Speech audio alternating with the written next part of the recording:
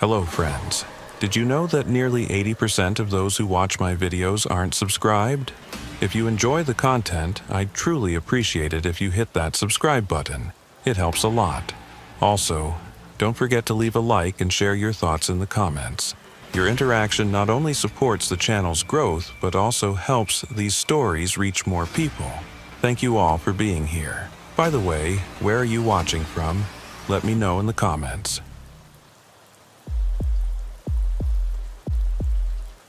I've been a New York State trooper for about 8 years now, and I can honestly say that most of the weird calls I've handled have some kind of logical explanation behind them.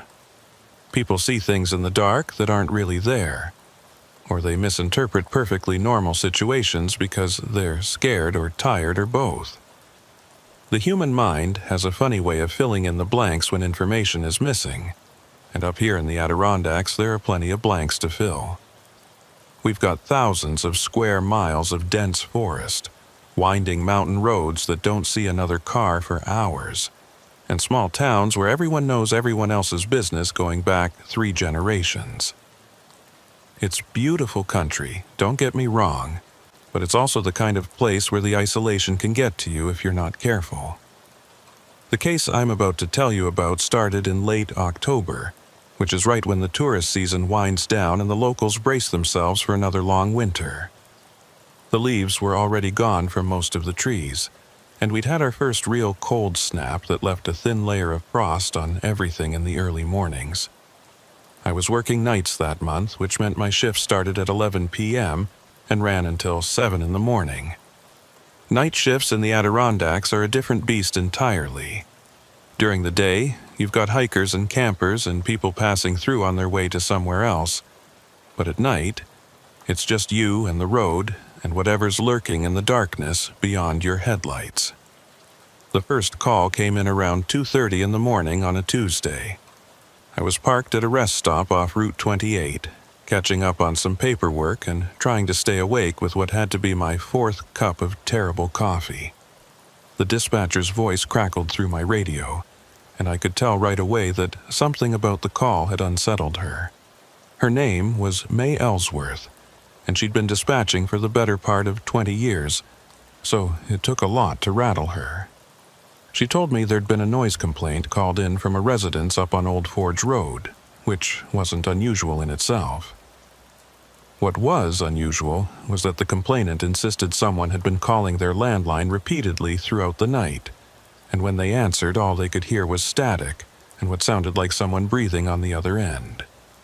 Now, harassing phone calls aren't exactly in our jurisdiction unless they cross into credible threat territory, but May explained that the caller had specifically requested a state trooper come out to the property. They'd said something about the calls being connected to an old case, though they hadn't elaborated on what that meant. The address May gave me was for a woman named Agnes Corbett, who I vaguely remembered as someone who'd lived in the area for decades. She was elderly, probably in her late 70s, and lived alone in a house that sat pretty far back from the main road. The kind of place you'd drive right past without noticing if you didn't know it was there. I radioed back that I'd head over to check it out, mostly because there wasn't much else happening that night, and because something about the whole situation didn't sit right with me. When someone specifically asks for a state trooper instead of just calling the local sheriff, it usually means they think whatever's happening is bigger than a simple domestic disturbance or property dispute. I pulled out of the rest stop and headed north on Route 28, watching the darkness press in on either side of the road. The forest up here is thick enough that your headlights don't penetrate very far, and on moonless nights like that one, it feels like you're driving through a tunnel with no end in sight. It took me about 20 minutes to reach the turnoff for Old Forge Road, which was really more of a dirt track than an actual road. My cruiser bounced and rattled over the uneven surface, and I had to slow down to avoid the deeper potholes that could have torn up my suspension. The trees grew even closer together here, their branches forming a canopy overhead that blocked out what little starlight there was. I'd driven maybe half a mile down this road when my headlights finally picked out the shape of a house set back in a small clearing. It was an old farmhouse-style building, 2 stories with peeling white paint, and a sagging front porch. A single light was on in one of the downstairs windows, and I could see the flickering blue glow of a television set through the curtains. I parked in the dirt driveway and took a moment to look around before getting out of the car. The property was quiet, almost unnaturally, so no wind, no animal sounds, nothing. Just that heavy silence you sometimes get in the mountains that makes you feel like you're the only person left in the world. I grabbed my flashlight and headed up to the front door, my boots crunching on the gravel path. Before I could knock, the door swung open, and Agnes Corbett stood there looking like she hadn't slept in days.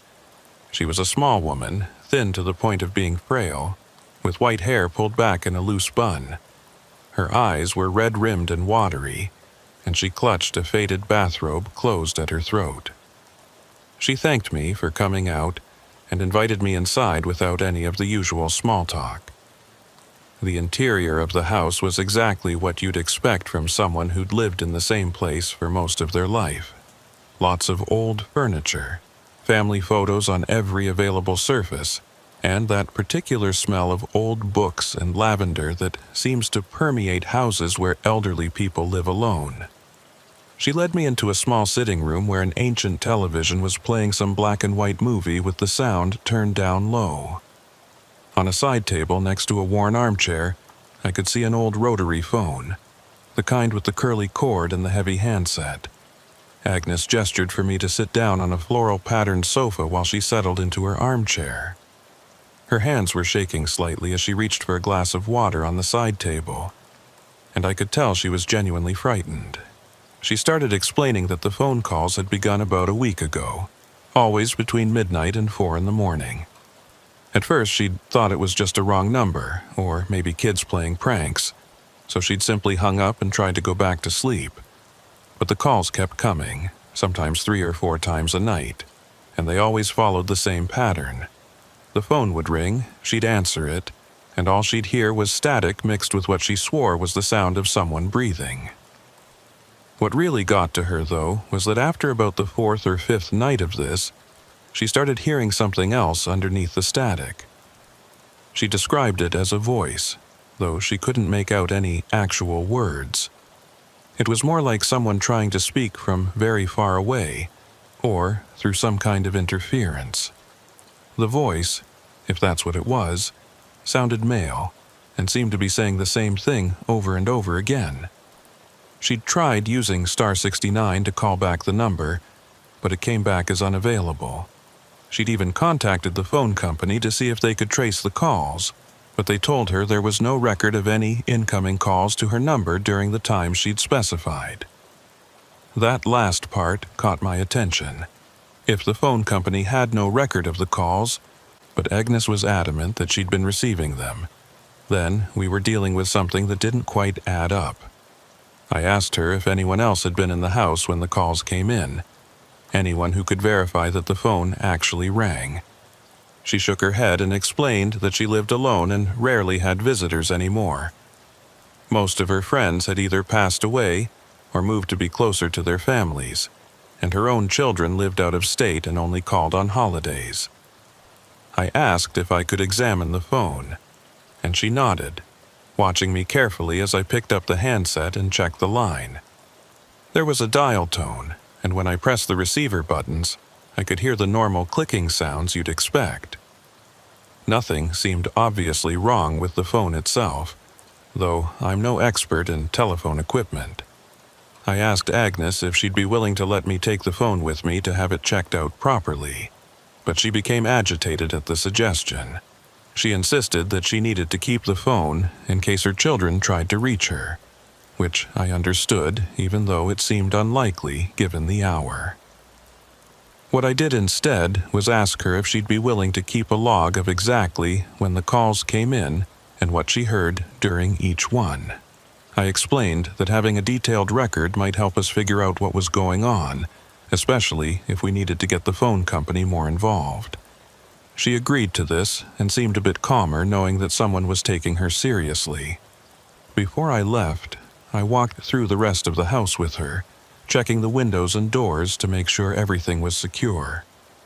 The house was old and creaky, with plenty of shadows in the corners, but I didn't find anything out of place or any sign that someone had been trying to get inside. As I was heading back to my cruiser, Agnes called out to me from the front porch. She asked if I knew anything about a state trooper named Reuben Mallory, who'd worked in the area back in the 1980s. The name didn't ring a bell immediately, but something about the way she said it made me pause. I told her I'd have to check the records, but asked why she wanted to know. She hesitated for a moment, then said that Reuben had been the one who'd investigated a case involving her neighbor's son many years ago. The son had gone missing during a hunting trip up in the mountains and was never found. According to Agnes, Reuben had been convinced that something wasn't right about the whole situation, but he'd never been able to prove anything. She went on to explain that the voice she'd been hearing on the phone lately reminded her of something, though she couldn't quite place what. It was only after several nights of the calls that she'd realized why it sounded familiar. The cadence of the speech, the way the words seemed to be struggling to form through the static, it reminded her of the way her neighbor's son used to talk. He'd had some kind of speech impediment when he was younger, something that made his words sound slightly slurred or difficult to understand. She quickly added that she knew it sounded crazy, that there was no way it could actually be him calling her after all these years. But the resemblance was strong enough that it had been keeping her up at night. I didn't know what to say to that. On the one hand, it was entirely possible that Agnes was just an isolated elderly woman whose mind was playing tricks on her in the lonely hours of the night.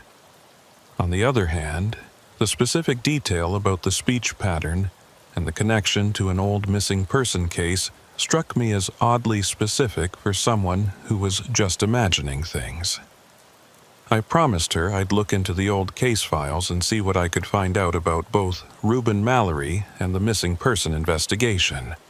She thanked me again and went back inside, and I could see her silhouette in the window as she watched me drive away. The rest of that shift passed without incident, but I couldn't stop thinking about what Agnes had told me. When I got back to the barracks in the morning, I was exhausted but too wired to go straight home. Instead, I headed down to the records room to see if I could dig up anything on the case Agnes had mentioned. Our filing system for older cases is pretty antiquated, still mostly paper files in metal cabinets, and it took me the better part of an hour to find what I was looking for. The case file was thin, maybe 20 pages total, and had yellowed with age. The missing person's name was listed as Jason Duvall, aged 19 at the time of his disappearance in October of 1987. According to the initial report, Jason had gone on a solo hunting trip up in the mountains and had failed to return when expected. His father had reported him missing after 2 days, and a search party had been organized that included local volunteers and several state troopers. The lead investigator on the case was indeed Reuben Mallory, and his notes painted a picture of a search that had turned up almost nothing. No sign of Jason's campsite, no abandoned gear, no indication of where he might have gone. It was as if he'd simply vanished into thin air somewhere in those thousands of acres of wilderness.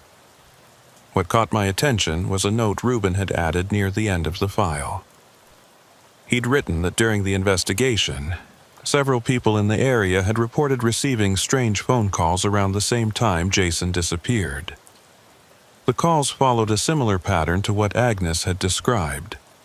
Late at night, mostly static, and what some people interpreted as a voice trying to speak. Reuben had looked into it and found that the calls seemed to be coming from a payphone located at a rest stop along Route 28, not far from where Jason was last seen. When he'd gone to investigate the payphone, he'd found it in working order, but the phone company had no record of any outgoing calls being made from that location during the relevant time period. Reuben's final note in the file was dated about 6 months after Jason's disappearance. He'd written that he believed there was more to the case than a simple hunting accident or a young man who decided to run away from home, but without any concrete evidence or leads, There was nothing more he could do. The case remained open but inactive, which is law enforcement speak for, we've hit a dead end, but we're not officially closing it in case something new turns up. I made copies of the relevant pages and tucked them into my jacket, planning to look into it more when I had time. Over the next few days, I found myself thinking about Agnes and her late-night phone calls more than I probably should have. Part of it was professional curiosity, I'll admit. There was something about the case that didn't add up, and as a state trooper, unsolved puzzles have a way of getting under your skin. But there was also something else, something I couldn't quite put my finger on. Maybe it was the way Agnes had looked when she described hearing that voice on the phone, like she was genuinely terrified of something she couldn't explain or understand. I tried to track down Reuben Mallory to see if he remembered anything more about the case, but it took some doing. He'd retired from the state police back in the early 2000s and had moved to a small town near Lake Placid. I finally got a phone number for him through a former colleague and gave him a call one afternoon. When he answered, his voice was gravelly and cautious, the voice of someone who'd spent too many years dealing with the worst humanity had to offer. I introduced myself and explained why I was calling, and there was a long pause on the other end of the line. When Reuben finally spoke, he told me he remembered the Jason Duval case very well. It had been one of those investigations that stuck with him even after he'd retired, the kind that made him wake up in the middle of the night wondering if there was something he'd missed or some angle he hadn't pursued. He confirmed what I'd read in the case file about the strange phone calls and added some details that hadn't made it into the official report. Apparently, some of the people who'd received the calls had claimed they could hear more than just static and breathing.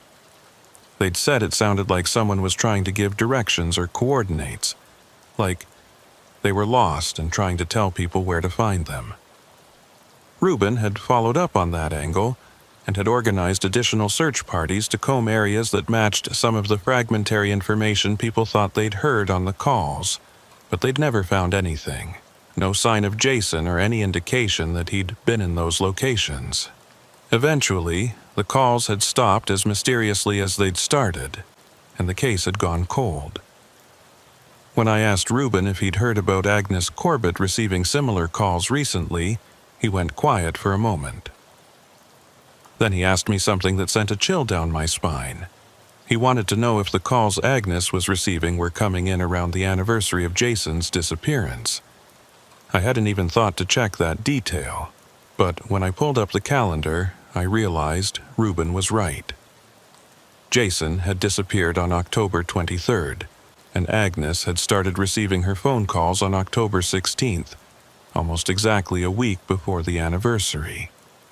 Reuben told me that back in 1987, the weird phone calls had started about a week before Jason was reported missing, and had continued for several weeks after. He'd never been able to establish a definitive pattern, but the timing had always struck him as significant. We talked for a while longer, and before we hung up, Reuben made me promise I'd keep him updated on what happened with Agnes. He said he had a bad feeling about the whole thing, and after 3 decades in law enforcement, he'd learned to trust his instincts. That night, I was back on shift and found myself driving past the turnoff for Old Forge Road around 1 in the morning. I wasn't scheduled to check on Agnes, and there hadn't been any new calls from her to dispatch, but something made me turn down that dirt track anyway. Maybe it was professional diligence, or maybe it was just morbid curiosity, but I wanted to see if everything was all right. The house looked the same as it had a few nights earlier, dark except for that single light in the downstairs window. I sat in my cruiser for a few minutes, watching the house and listening to the quiet. Then, at exactly 1:43 a.m. according to my dashboard clock, I saw the light in Agnes's window flicker.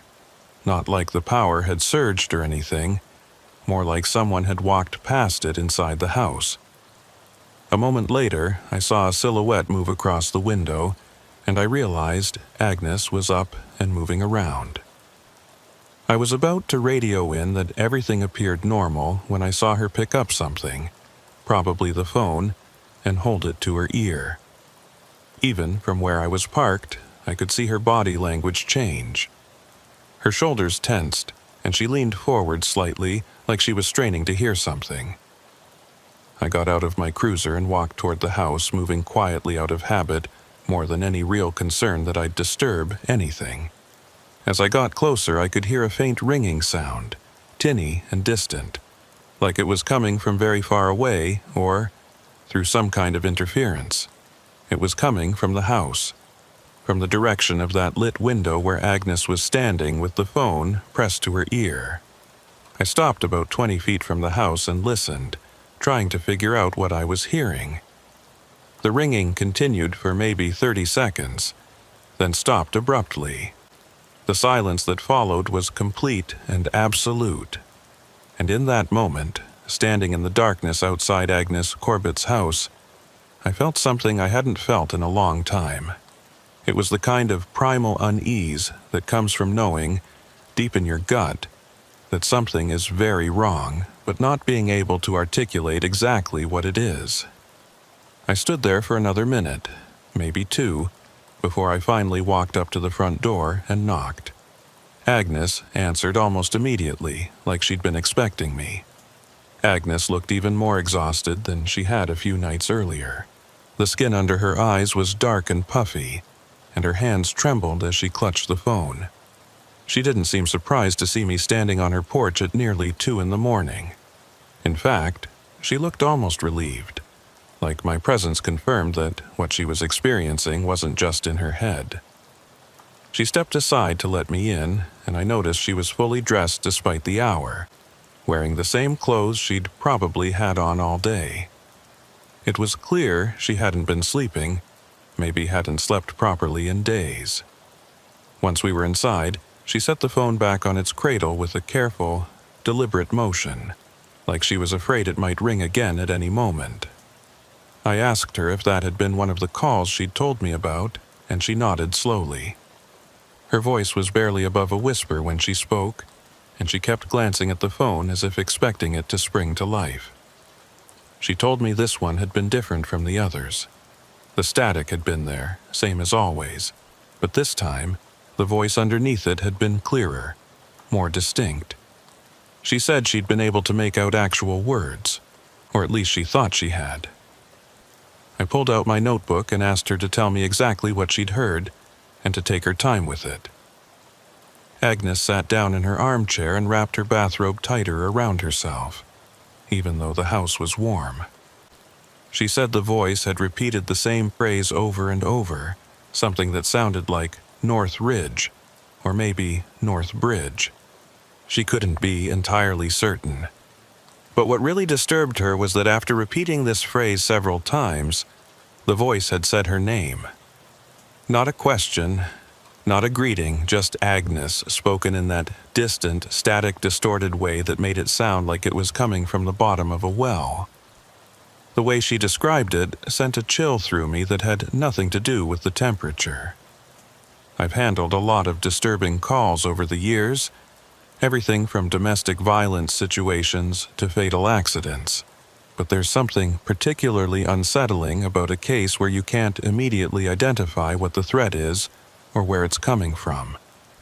I asked Agnes if she recognized the voice at all, if it sounded like anyone she knew. She hesitated before answering, and when she did speak, her voice cracked slightly. She said it reminded her of that boy who'd gone missing, Jason Duvall, but she couldn't be completely sure because it had been so long since she'd heard him speak, and the interference on the line made it almost impossible to be certain of anything. I asked if I could stay for a while, maybe wait and see if the phone rang again. Agnes seemed grateful for the company and offered to make coffee, which I accepted. While she was in the kitchen, I took the opportunity to look around the sitting room more carefully. The family photos I'd noticed on my first visit were mostly old, dating back decades based on the clothing and photo quality. There were pictures of Agnes as a younger woman, several showing her with a man I assumed was her late husband, and a few of what looked like children or grandchildren. But what caught my attention was a photo tucked into the corner of a larger frame, almost hidden behind the others. It showed a group of people standing in front of this very house, probably taken sometime in the late 70s or early 80s, based on the cars visible in the background. Agnes was in the photo, looking maybe 20 years younger, and next to her stood a family I didn't recognize. There was a middle-aged couple and a teenage boy who stood slightly apart from the others, his posture awkward and his expression uncomfortable. I was studying this photo when Agnes came back with 2 mugs of coffee. She noticed what I was looking at and explained that the family in the picture had been her neighbors back before they'd sold their property and moved away. The boy in the photo was Jason Duvall. She set the coffee mugs down on the side table and picked up the framed photo, holding it closer to the lamp so I could see it better. Jason looked like a typical teenager from that era, lanky and uncomfortable in his own skin, with shaggy hair and clothes that didn't quite fit right. Agnes pointed out that the photo had been taken during a neighborhood gathering they'd had one summer, back when there were more people living on this stretch of Old Forge Road. She said Jason had been a quiet kid, polite but withdrawn, the kind of teenager who preferred spending time alone in the woods rather than socializing with people his own age. According to Agnes, Jason's parents had been worried about him because he didn't have many friends and spent most of his time hiking and hunting by himself in the mountains. They'd hoped that getting him involved in community activities might help him open up, but he'd always remained on the periphery of things, present but not really engaged. Agnes remembered that he'd had that speech impediment she'd mentioned before, something that made certain words come out slurred or distorted. Other kids had teased him about it when he was younger, which had probably contributed to his preference for solitude. We sat in that quiet house drinking coffee and talking about the past, and I found myself building a picture of Jason Duvall that was more complete than anything I'd gotten from the case file. Agnes told me that in the weeks before he disappeared, Jason had seemed different somehow. He'd been more energetic, almost excited about something, though he hadn't shared what it was with anyone. His parents had been relieved to see him showing more enthusiasm for life, but Agnes remembered thinking there was something slightly off about the change in his demeanor. It wasn't the normal excitement of a teenage boy. It was more intense, more focused, like he was fixated on something specific. The night before Jason went on his final hunting trip, Agnes had seen him loading gear into his truck late in the evening. She'd been out on her porch and had called out a greeting to him, and he'd responded, but had seemed distracted, in a hurry to get going. She'd asked where he was planning to hunt, and he'd mentioned something about the North Ridge area, up past where the maintained trails ended. Agnes had warned him to be careful up there because that part of the mountains was remote and easy to get turned around in. But Jason had just smiled and said he knew the area well, that he'd been exploring it all summer.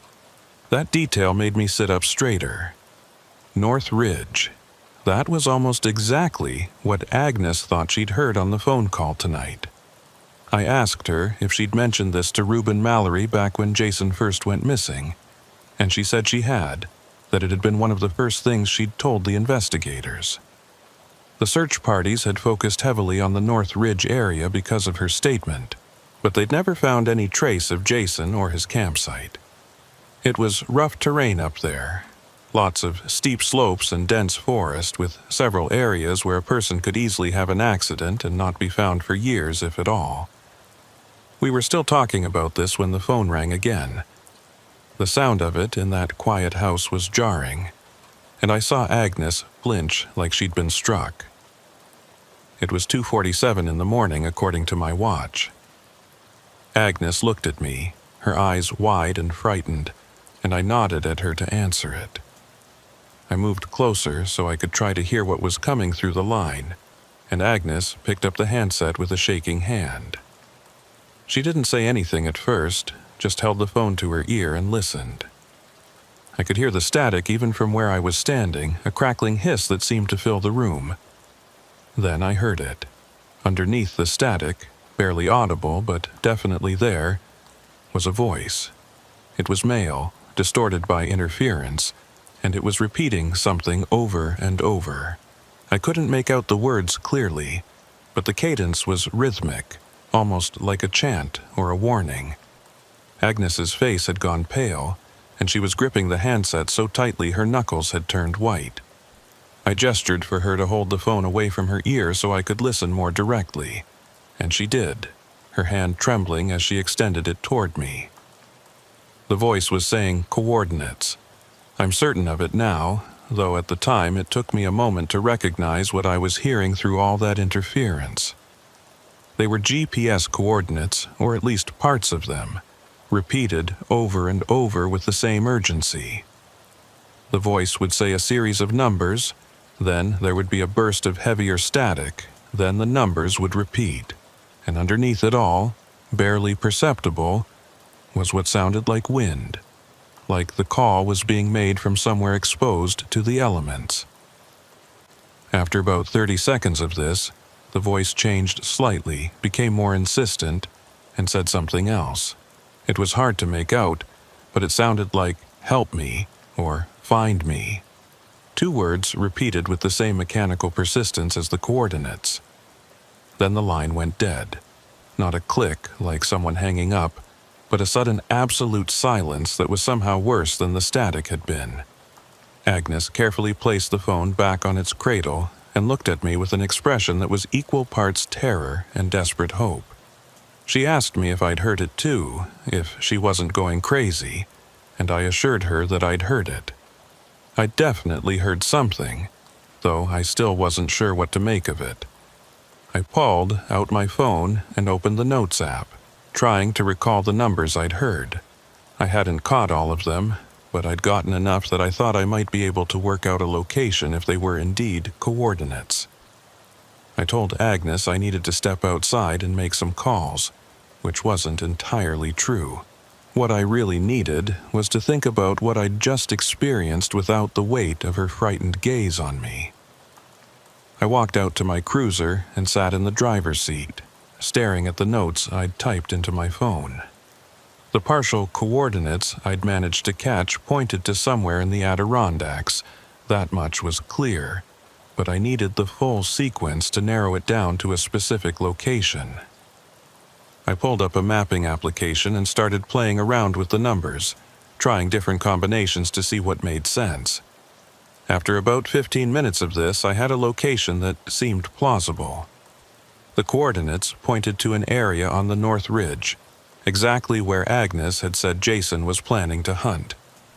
It was remote, accessible only by hiking in several miles from the nearest logging road, and it was in a section of the park that saw very little traffic even during peak season.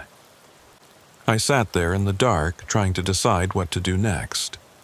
On the one hand, I had a potential location that might be connected to a nearly 40-year-old missing person case. On the other hand, I had no real evidence that the phone calls were anything more than an elaborate hoax or some kind of technical malfunction that was creating the illusion of a voice in the static. But I kept coming back to one detail that bothered me. How would anyone know to use coordinates that pointed to the exact area where Jason Duvall had said he was going? That information had been in the case file, sure, but those files weren't exactly public record.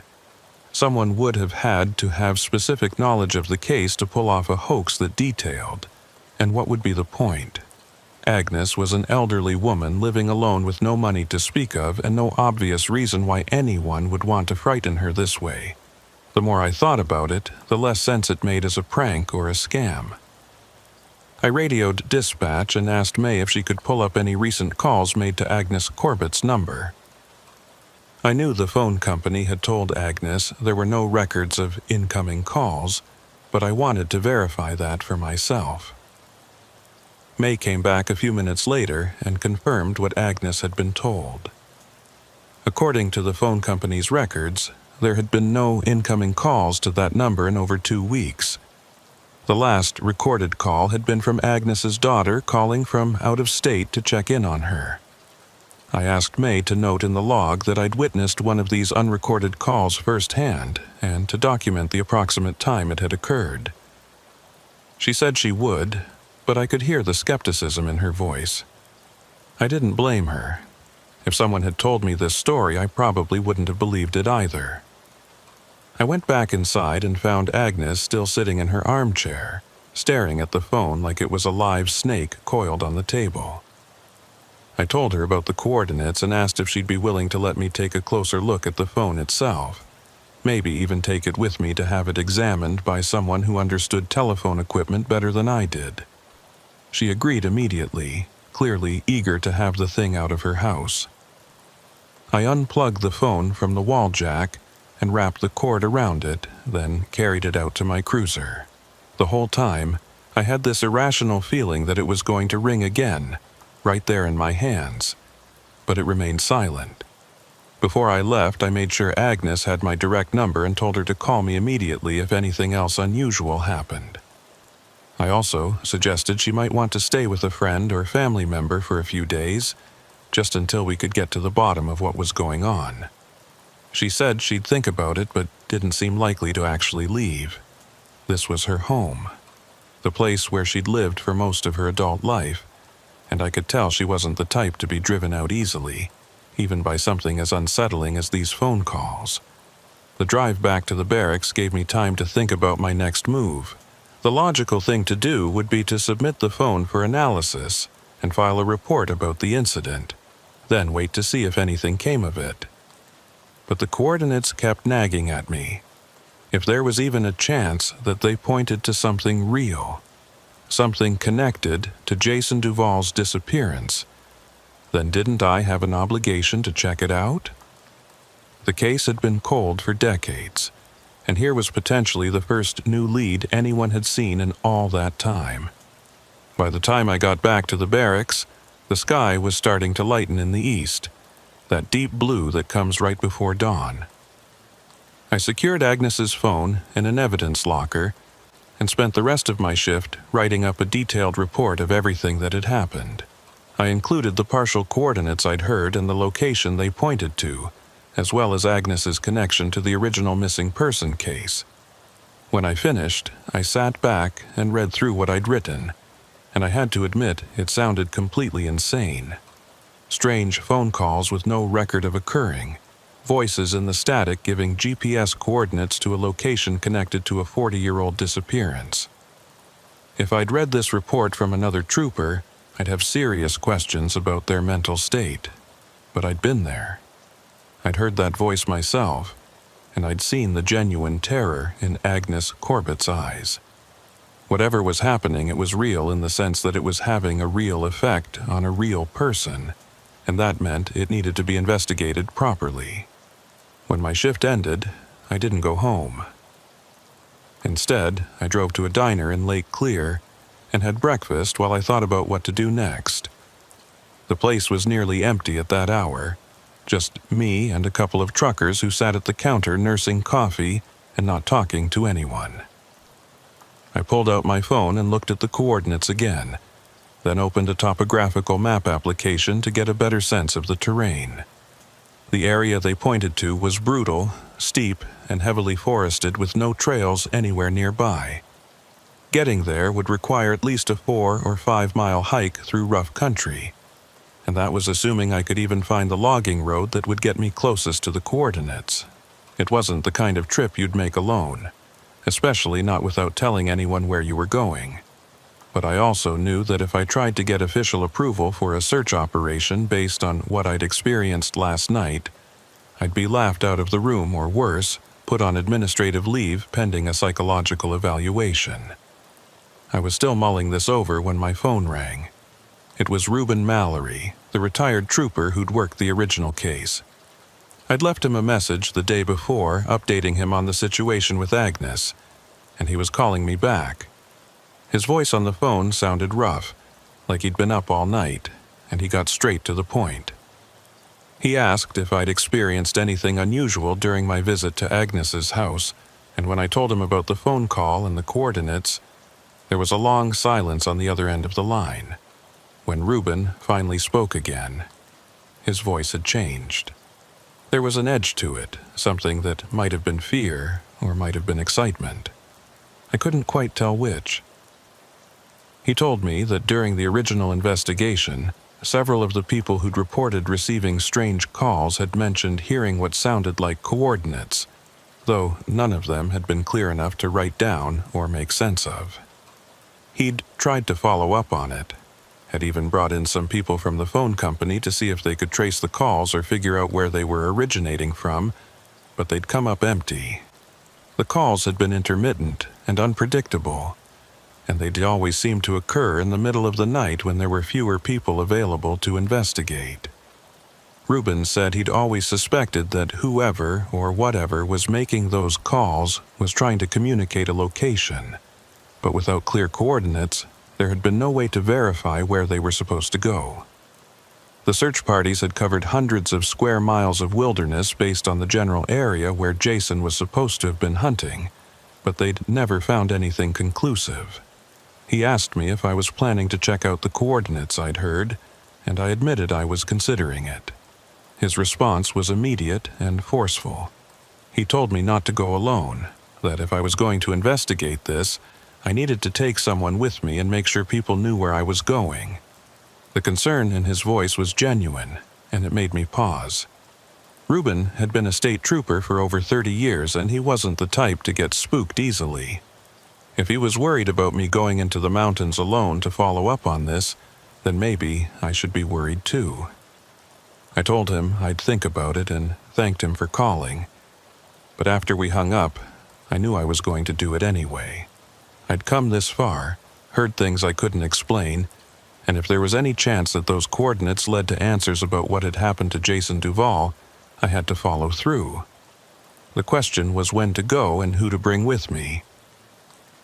I couldn't exactly requisition a search team without more evidence, and I didn't want to involve any of my fellow troopers in what might turn out to be a wild goose chase based on nothing more than unexplained phone calls and my own gut feeling. But I also wasn't foolish enough to ignore Reuben's warning about going alone. These mountains had swallowed up Jason Duvall and who knew how many others over the years, and I had no intention of becoming another statistic. In the end, I decided to give it one more day. I'd go home, get some sleep, and then see if anything else developed. If the phone calls continued, or if I could get any additional information that might support what I'd experienced, then I'd make a decision about whether to trek into the mountains. As I paid my bill and headed out to the parking lot, the sun was fully up now, and the morning looked clear and cold. It was the kind of day that made the Adirondacks look picture perfect. All golden light and autumn colors, the kind of scenery that ended up on postcards and tourist brochures. But I'd been doing this job long enough to know that beauty and danger often existed side by side in these mountains. The same forest that looked so inviting in the daylight could become confusing mazes once the sun went down, and the same trails that seemed well marked in good weather could vanish completely in fog or snow.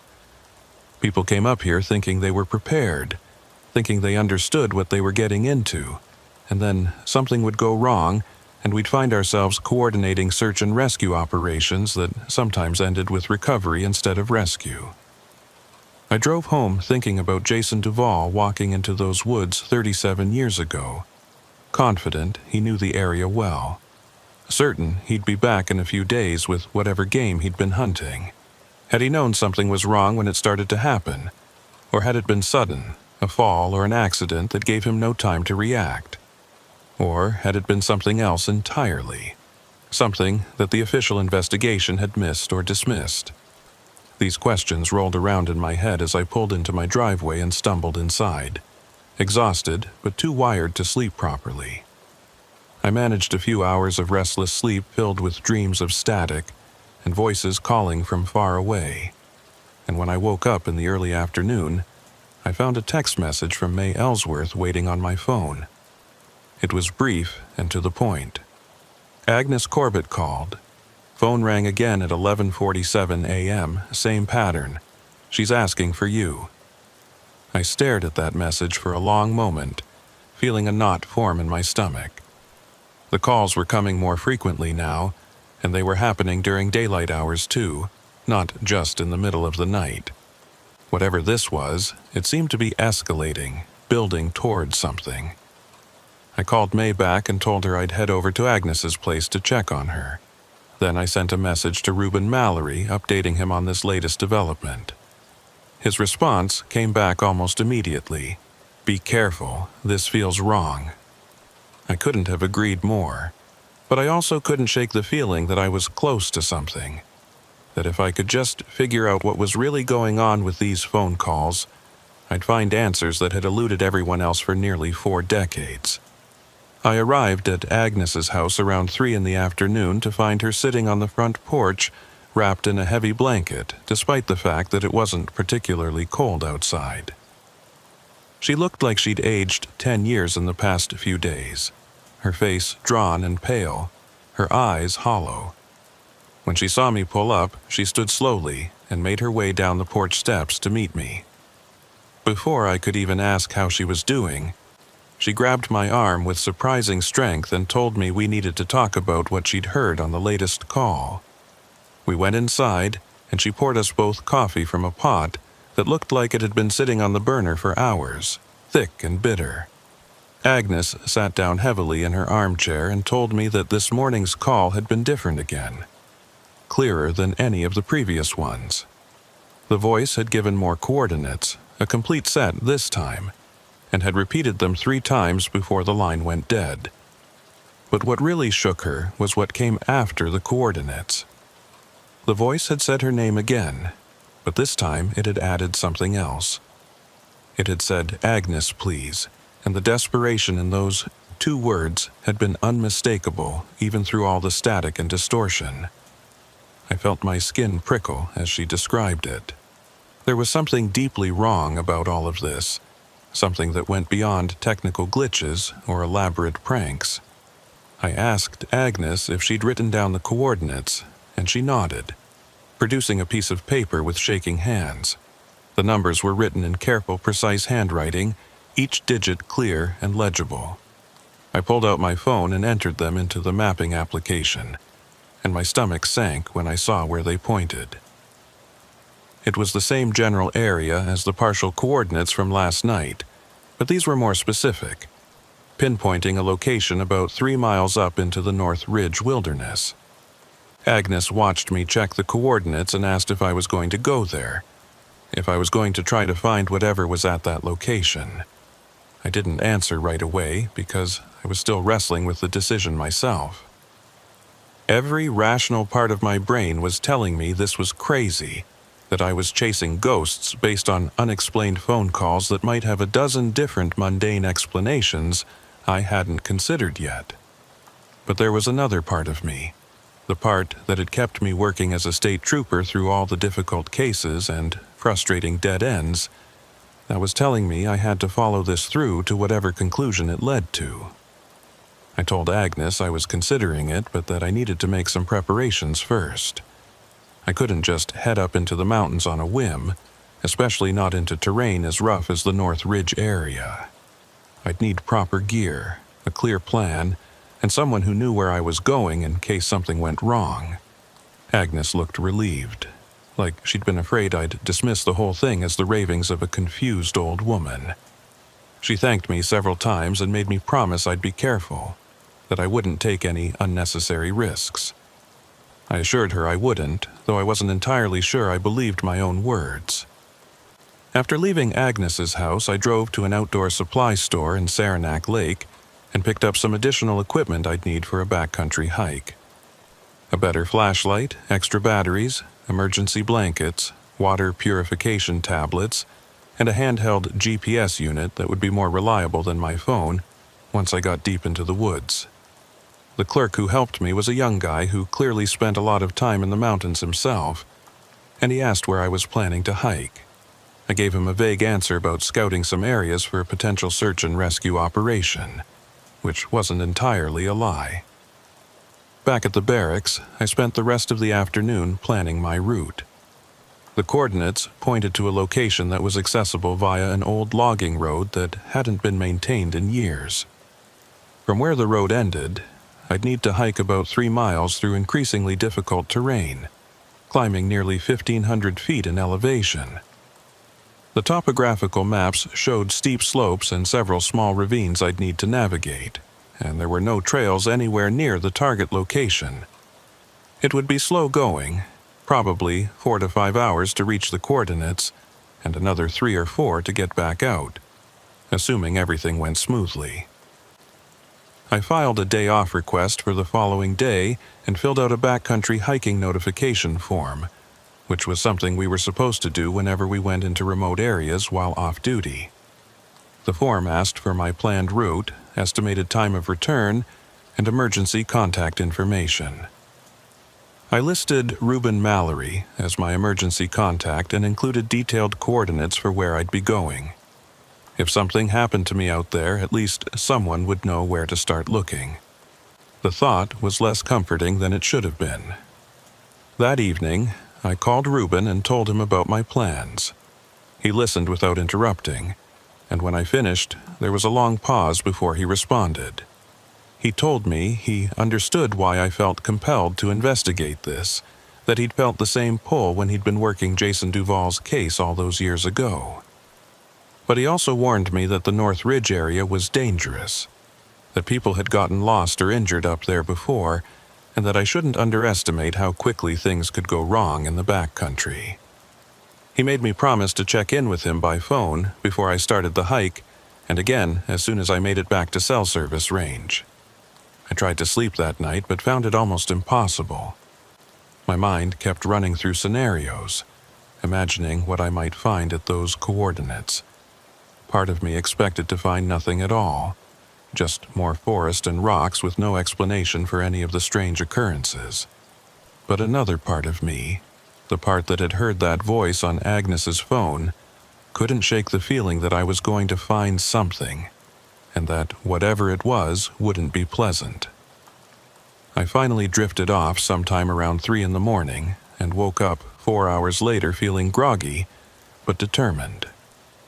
The drive to the logging road took about an hour, taking me deep into the western Adirondacks where the towns got smaller and farther apart, and the forest pressed in close to the highway. I turned off the main road onto a gravel track that quickly deteriorated into not much more than 2 ruts through the undergrowth. My truck bounced and lurched over the uneven surface, and I had to slow to a crawl to avoid bottoming out on the larger rocks.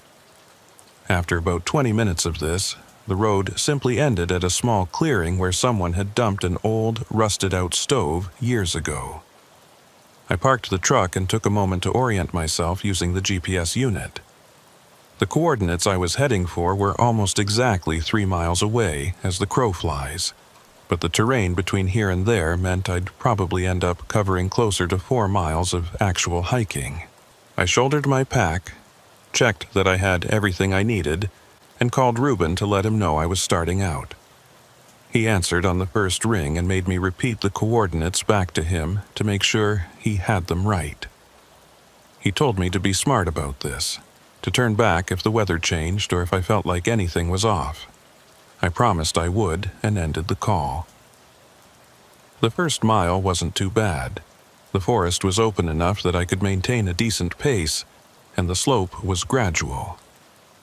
But as I got deeper into the backcountry and started gaining elevation, things got more challenging. The undergrowth became thicker, forcing me to push through tangles of mountain laurel and navigate around fallen trees. The slope steepened, and I found myself grabbing onto saplings and roots to pull myself up some of the more vertical sections. My progress slowed to maybe a mile an hour, and I had to stop frequently to check the GPS and make sure I was still heading in the right direction. About 2 hours into the hike, I came across something that made me pause. There was an old campfire ring made of stacked stones, long, cold, and partially overgrown with moss. Someone had camped here at some point, though it was impossible to tell how long ago. The stones were weathered and some had tumbled away, suggesting it had been years or even decades since the fire ring was used. I walked around the small clearing, looking for any other signs of human presence, and found what looked like the remains of a tent stake rusted and half buried in the leaf litter. I pulled out my phone and took several pictures of the campsite, though I wasn't sure what good they'd do. There was no way to know if this had been Jason Duval's camp or if it belonged to some other hiker who'd passed through this area at a completely different time. The mountains were full of these little traces of human presence, remnants of hunting camps and old settlements and places where people had stopped for a night before moving on. Still, the timing seemed too coincidental. I was in the general area where Jason was supposed to have been hunting, and here was evidence that someone had definitely camped in this vicinity. I continued climbing, and the forest began to change. The hardwoods gave way to more conifers, and the air took on that sharp, clean smell of pine and spruce.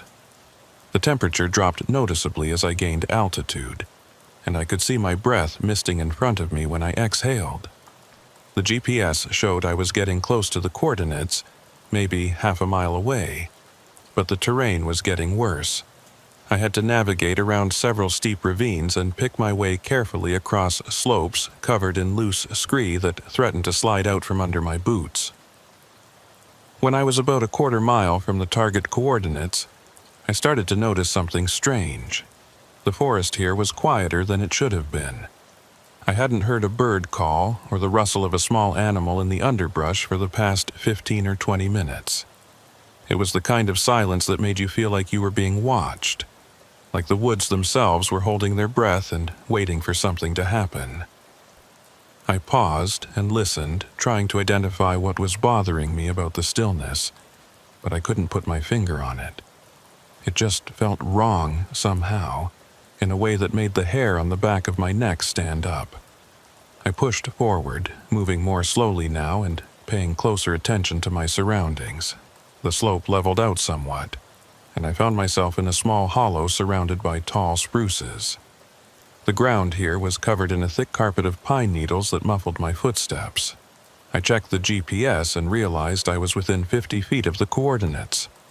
My heart was pounding now, and I could feel adrenaline sharpening my senses. I moved forward carefully, scanning the ground and the surrounding trees for anything out of the ordinary. That's when I saw it. At first, I thought it was just another rock outcropping, but as I got closer, I realized it was something else entirely.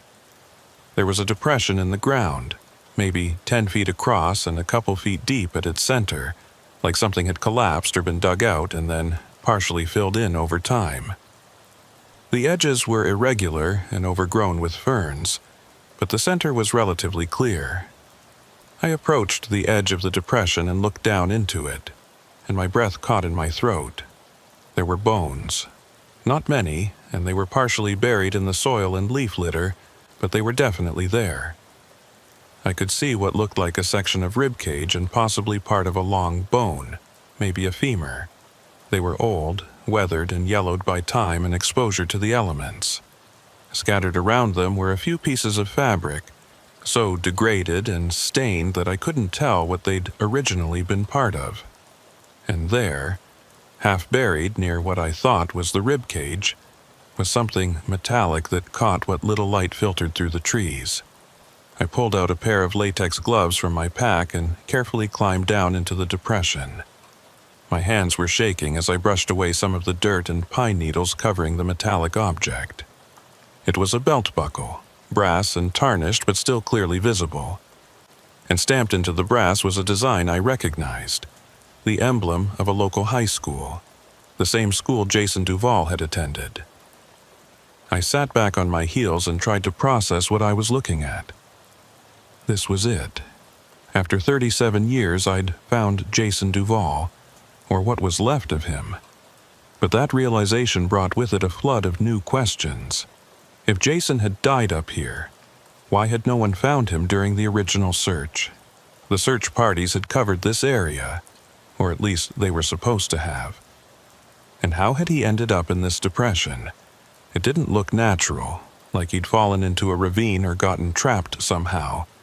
It looked more like he'd been buried, though the depression was too shallow and irregular to be a proper grave. And then there were the phone calls. How did they fit into all of this? How could a dead man, bones scattered in a forgotten hollow in the mountains, be making phone calls to an elderly woman miles away? I knew I needed to document everything carefully before I did anything else. I pulled out my phone and took dozens of photos from every angle, making sure to capture the bones, the fabric remnants, and the belt buckle. I used the GPS to mark the exact coordinates and took notes about the surrounding terrain and any other details that might be relevant. As I was doing this, I noticed something else. There were marks on some of the nearby trees, deep gouges in the bark that looked deliberate. They were old and weathered like everything else here, but they formed a rough pattern, almost like arrows or directional markers. I spent the next 20 minutes carefully examining the site without disturbing anything more than I already had. The bones, I could see, suggested that Jason's body had been here for a long time, possibly since shortly after he disappeared. The condition of the remains was consistent with exposure to the elements over several decades, but there was something about the way they were positioned, the way the depression seemed to have been created, that didn't fit with a natural death. I'd seen enough accident scenes and recovery operations to know what those usually looked like, and this wasn't it. As I was taking my final photos, my phone suddenly vibrated in my hand. I nearly dropped it from surprise because I hadn't expected to have any cell service this deep in the mountains. I looked at the screen and saw I had one bar, just barely enough for a text message to come through. It was from May Ellsworth. Agnes called again. Says the phone rang, and this time the voice said, "Thank you." She's crying. What's happening? I stared at that message for a long moment, trying to understand what it meant. Thank you. The voice had said thank you. I quickly typed out a response telling May that I'd found something significant and that I needed her to contact the state police barracks and request a recovery team be sent to my location. I included the GPS coordinates and emphasized that this was related to a decades-old missing person case. The message took several attempts to send because the signal was so weak, but it finally went through. Then I called Reuben Mallory, and when he answered, I told him I'd found Jason Duvall. Reuben was silent for a moment, then asked me to describe what I'd found. I gave him a detailed account of the site, the bones, and the belt buckle. When I mentioned the depression and how it looked like it might have been deliberately created, Reuben's tone changed.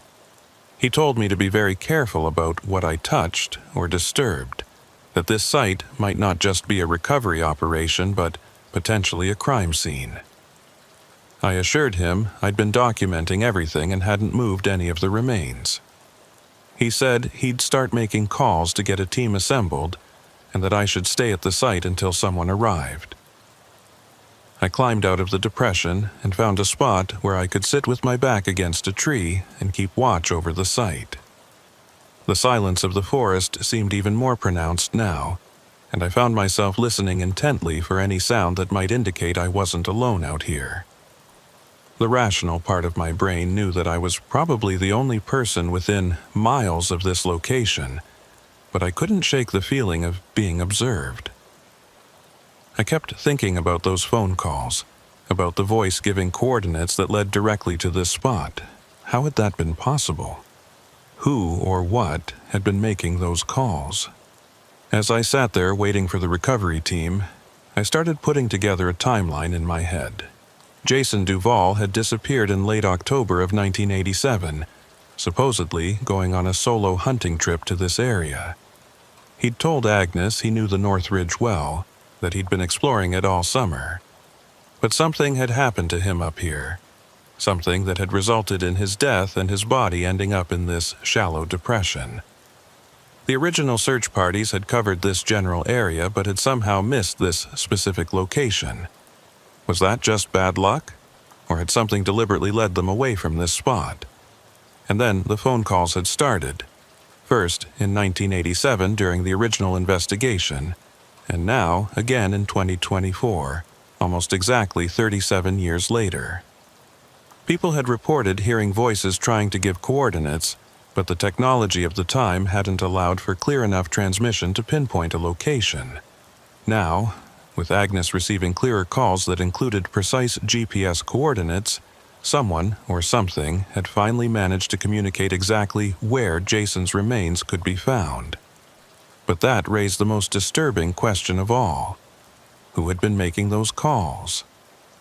The logical explanation was that someone alive knew what had happened to Jason and had been trying to anonymously lead investigators to his body. Maybe someone who'd been involved in his death, either accidentally or deliberately, and who'd been living with the guilt for decades. The phone calls could be their way of finally unburdening themselves without actually coming forward and facing potential criminal charges. It made sense from a psychological perspective, and it would explain the increasing frequency and clarity of the recent calls. Maybe whoever was behind this had decided it was finally time for the truth to come out. But that explanation didn't account for several things. It didn't explain why the phone company had no record of the calls being made. It didn't explain the strange static and interference that accompanied every call. And it definitely didn't explain how the voice on the phone had sounded like Jason Duvall himself, complete with the speech impediment that Agnes had remembered so clearly. Unless someone had access to recordings of Jason's voice and was using them to create some kind of elaborate hoax, but why would anyone go to that much trouble? I was still wrestling with these questions when I heard the distant sound of voices and equipment being moved through the forest. The recovery team had arrived much faster than I'd expected, probably because Reuben had emphasized the urgency of the situation.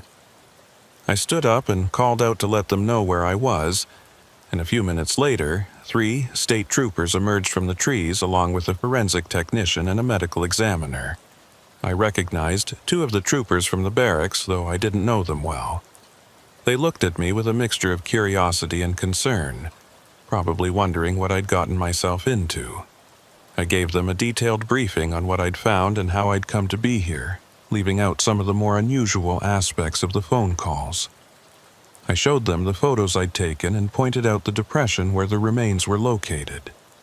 The medical examiner, a woman in her 50s named her Patricia Enright, climbed down into the depression and spent several minutes examining the site without touching anything. When she climbed back out, her expression was serious. She confirmed that the remains appeared to be human and that they'd been here for a significant period of time, consistent with the timeline of Jason Duvall's disappearance. The forensic technician set up a perimeter around the site and began the careful process of documenting everything before any of the remains were moved. The other troopers and I searched the surrounding area for any additional evidence or clues about what had happened here. We found a few more pieces of degraded fabric and what looked like it might have been the remains of a backpack, so deteriorated that it fell apart when we tried to move it. About 30 feet from the depression, one of the troopers found something wedged between 2 rocks, an old hunting knife with a bone handle, the blade rusted but still intact. Dr. Enright examined the knife carefully and noted that there appeared to be some kind of inscription on the handle, though it was too worn to read clearly. She bagged it as evidence along with everything else we'd found.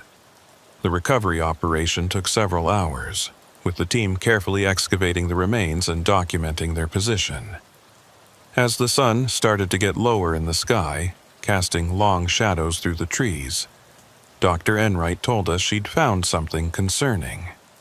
Some of the bones showed marks that were consistent with tool trauma, possibly from a knife or small hatchet. In other words, Jason Duvall's death might not have been an accident. That information changed everything. What had started as a missing person case and then become a recovery operation was now potentially a homicide investigation. We'd need to get the remains back to the lab for a full forensic analysis, and we'd need to reopen the original case file and look at everything with fresh eyes. The other troopers began speculating about what might have happened, whether Jason had surprised a trespasser or gotten into some kind of confrontation with another hunter. But I couldn't stop thinking about those phone calls, about the voice saying thank you after I'd found the remains. By the time we finished securing the site and preparing to hike back out, it was nearly dusk. The forest had taken on that eerie quality that comes with fading light, where familiar shapes become ambiguous and every shadow seems to hide something. We made our way back down the mountain in single file, taking it slow to avoid injuries in the failing light. My legs were shaking with exhaustion, and my mind was reeling from everything that had happened. I'd gone into the mountains looking for answers and had found them.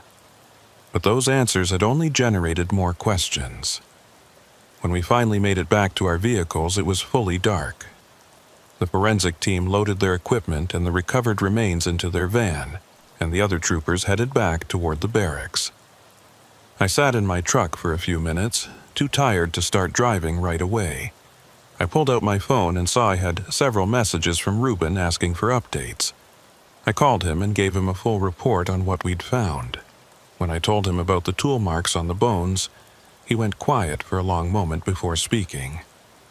Ruben told me something he'd never included in the official case file, something he'd kept to himself for 37 years. During the original investigation, he'd spoken to several people who claimed that in the weeks before Jason disappeared, the young man had been asking questions about old mining operations in the North Ridge area. Apparently, there were rumors of abandoned claims up there, maybe even some old prospectors' cache that had never been found. Ruben had checked into it, but had found no evidence that Jason had actually located anything, or that there was anything worth finding in those mountains. But what if Jason had found something? What if he'd stumbled across something valuable or important enough that someone else wanted it badly enough to kill for it? And what if whoever had done this had been living with that secret all these years, until finally their conscience or their fear had driven them to anonymously reveal where the body was hidden? It would explain the phone calls, the coordinates, and the eventual message of thanks when the remains were finally found. Someone out there knew what had happened to Jason Duvall, and they'd been trying to make amends in the only way they could without incriminating themselves. I promised Ruben I'd keep him updated as the investigation progressed and ended the call. Then I drove to Agnes Corbett's house to tell her what I'd found. She deserved to know that her neighbor's son had been found after all these years, and that the phone calls she'd been receiving had led directly to that discovery. When I pulled up to her house, all the lights were on, and I could see her silhouette in the window. She must have been watching for me, because she opened the door before I'd even made it up the porch steps. I told her everything, and she listened with tears running down her face. When I finished, she asked if I thought Jason had been trying to reach out, trying to make sure he was found. I didn't know how to answer that. As a state trooper, I'm trained to look for rational, evidence-based explanations for everything. But I'd heard that voice on her phone, heard it giving coordinates that led directly to Jason's remains, and I couldn't explain that in any way that made complete sense. I told Agnes I didn't know, that there were a lot of things about this case I couldn't explain, but that what mattered was that Jason had finally been found and could be laid to rest properly. Agnes nodded and thanked me, and I could see some of the tension leave her body. The phone calls had stopped after that last message, the one that said, "Thank you," and she felt certain they wouldn't start again. Whatever had been trying to communicate through those calls had accomplished its purpose, and now it was done. I wanted to believe she was right, but as I drove home that night, exhausted and confused, I couldn't shake the feeling that I was missing something, that there was some piece of this puzzle I hadn't found yet. The forensic analysis of Jason Duvall's remains took 3 weeks, and during that time, I found myself becoming increasingly obsessed with the case. I couldn't let it go, couldn't stop thinking about those phone calls and what they might mean. On paper, we had what looked like a cold case homicide with a victim who'd been dead for nearly 4 decades.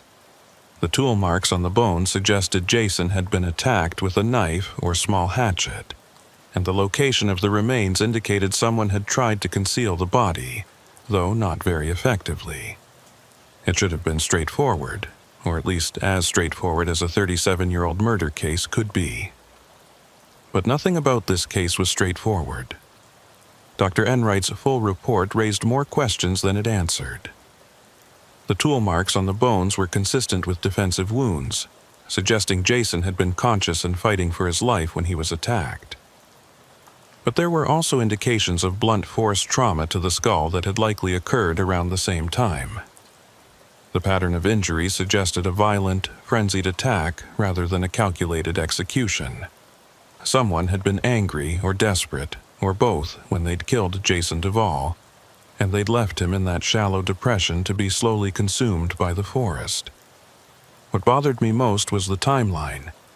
According to Dr. Enright's analysis, Jason had likely died within a day or two of when he was reported missing, which meant the attack had probably occurred right around the time those strange phone calls had started back in 1987. Ruben had told me that several people in the area had reported receiving the calls during the original investigation, all describing the same pattern of static and distorted voices trying to communicate something. If Jason had died at the beginning of that time period, he couldn't have been the one making the calls. So, who was? I threw myself into reviewing every piece of documentation from the original case, spending my off-duty hours in the records room going through box after box of files. I read witness statements, search logs, phone records from 1987, everything I could get my hands on. The picture that emerged was of a thorough investigation that had simply hit a dead end through no fault of the investigators. They'd done everything right, had followed every lead, but Jason Duvall had vanished so completely that they'd had nothing to work with. The few people who'd reported those strange phone calls had been interviewed, but without any way to trace the calls or make sense of what was being said, that angle had led nowhere. One detail from the old files caught my attention. Several of the people who'd received calls in 1987 had mentioned hearing what they described as wind or rushing water in the background, beneath the static. At the time, investigators had theorized that if the calls were real and not just some kind of mass delusion or prank, they might be coming from somewhere outdoors, maybe from a payphone at a rest stop or campground. But the phone company had checked all the payphones in the area and found no record of suspicious activity. The calls had remained unexplained, and after a few weeks, they'd simply stopped. I decided to interview some of the people who'd received calls back in 1987, or at least the ones who were still alive and living in the area. Most of them were elderly now, and their memories of events from 37 years ago were understandably hazy. But a few remembered the calls clearly, and their descriptions matched what Agnes had experienced almost exactly. One woman, a retired schoolteacher named Margaret Quinlan, told me she'd been so disturbed by the calls that she'd unplugged her phone for several weeks. She said the voice had been trying to tell her something important, but the interference had made it impossible to understand. When I asked Margaret if she'd felt like the calls were threatening, or if they'd seemed more like someone asking for help, she thought about it for a long moment before answering. She said that at the time, she'd been frightened because she didn't understand what was happening, but looking back, she didn't think the voice had been trying to scare her. It had sounded desperate, she said, like someone who was lost or trapped and trying to give directions to where they were. That description sent a chill through me because it matched my own impression of what I'd heard on Agnes's phone. Whatever or whoever had been making those calls, they'd been trying to lead people to Jason's remains. The investigation into Jason's death hit a wall pretty quickly. Without any physical evidence linking a specific person to the crime, and with decades having passed since it occurred, there was little the current investigators could do beyond documenting what we'd found. They interviewed people who'd known Jason, including some who were still alive from back in 1987, but no one had any useful information about who might have wanted to harm him. Jason had been a quiet, solitary young man, with no enemies that anyone knew of. The theory about him finding something valuable in the mountains remained just that, a theory with no evidence to support it. Reuben Mallory and I met for coffee one afternoon about a month after the discovery, and we went over everything we knew, trying to find some angle that might have been overlooked. Reuben had aged since I'd first spoken to him on the phone, the stress of having this old case resurface clearly taking a toll. He told me he'd spent 30 years wondering if there was something he'd missed during the original investigation, some crucial detail that would have led them to Jason's body. Now that the body had been found, he'd thought he'd finally have closure. But instead, he just had more questions. The big question, the one neither of us could answer, was about the phone calls. We'd both heard them, both witnessed their effects on Agnes and the precision of the coordinates they'd provided, but we had no explanation for how they'd been made or who'd been making them. The phone company had confirmed once again that there were no records of any incoming calls to Agnes's number during the relevant time period. They'd checked and rechecked their systems, had even brought in technical specialists to look for glitches or anomalies, but found nothing. As far as their equipment was concerned, those calls had never happened. Except they had happened. I'd witnessed one myself, had heard that distorted voice giving coordinates. Agnes had a log of dates and times when her phone had rung, and those times matched up with when I'd been at her house and heard it too. May Ellsworth had taken multiple calls from Agnes reporting the incidents. There was documentation that something had occurred, even if we couldn't explain the mechanism of how it had worked. Reuben suggested that maybe someone with sophisticated technical knowledge had found a way to spoof the phone system, to make calls that didn't register in the normal records. It was possible, I supposed, though it seemed like an enormous amount of effort for someone to go through. But if that was the explanation, it raised another question. Why now? Why had someone waited 37 years to reveal where Jason's body was hidden? Reuben had a theory about that. He thought that whoever had killed Jason might be dying or seriously ill, that they'd decided to clear their conscience before it was too late but couldn't bring themselves to actually confess to the murder. The anonymous phone calls with coordinates had been their way of making sure Jason was found and could be properly buried, while still avoiding prosecution. It was a plausible explanation, and it was certainly more rational than some of the alternatives I'd been considering. Agnes Corbett's phone calls had stopped completely after that final message, the one that said, "Thank you." Her life slowly returned to normal, or as normal as it could be after such a strange and frightening experience.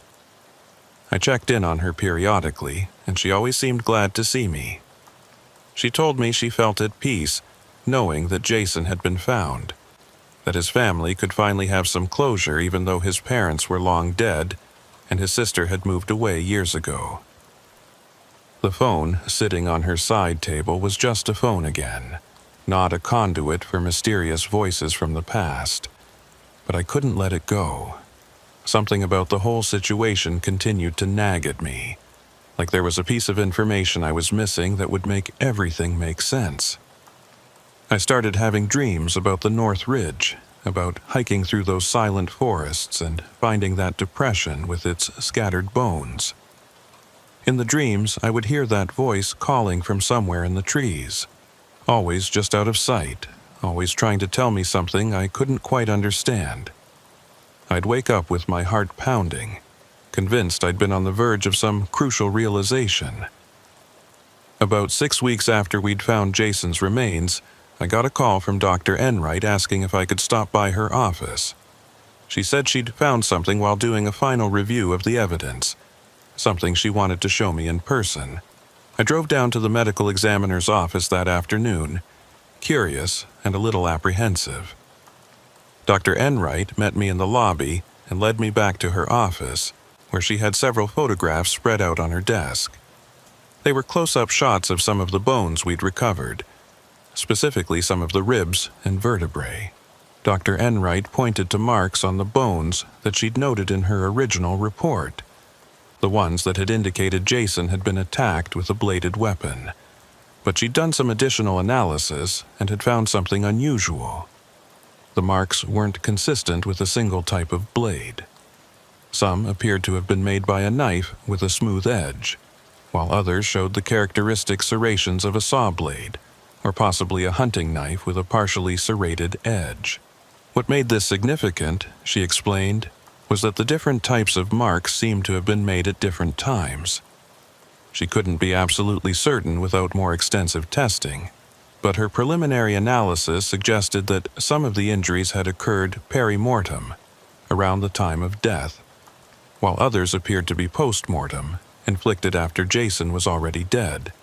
In other words, someone had attacked and killed Jason, and then at some later point, someone had returned to the body and inflicted additional damage.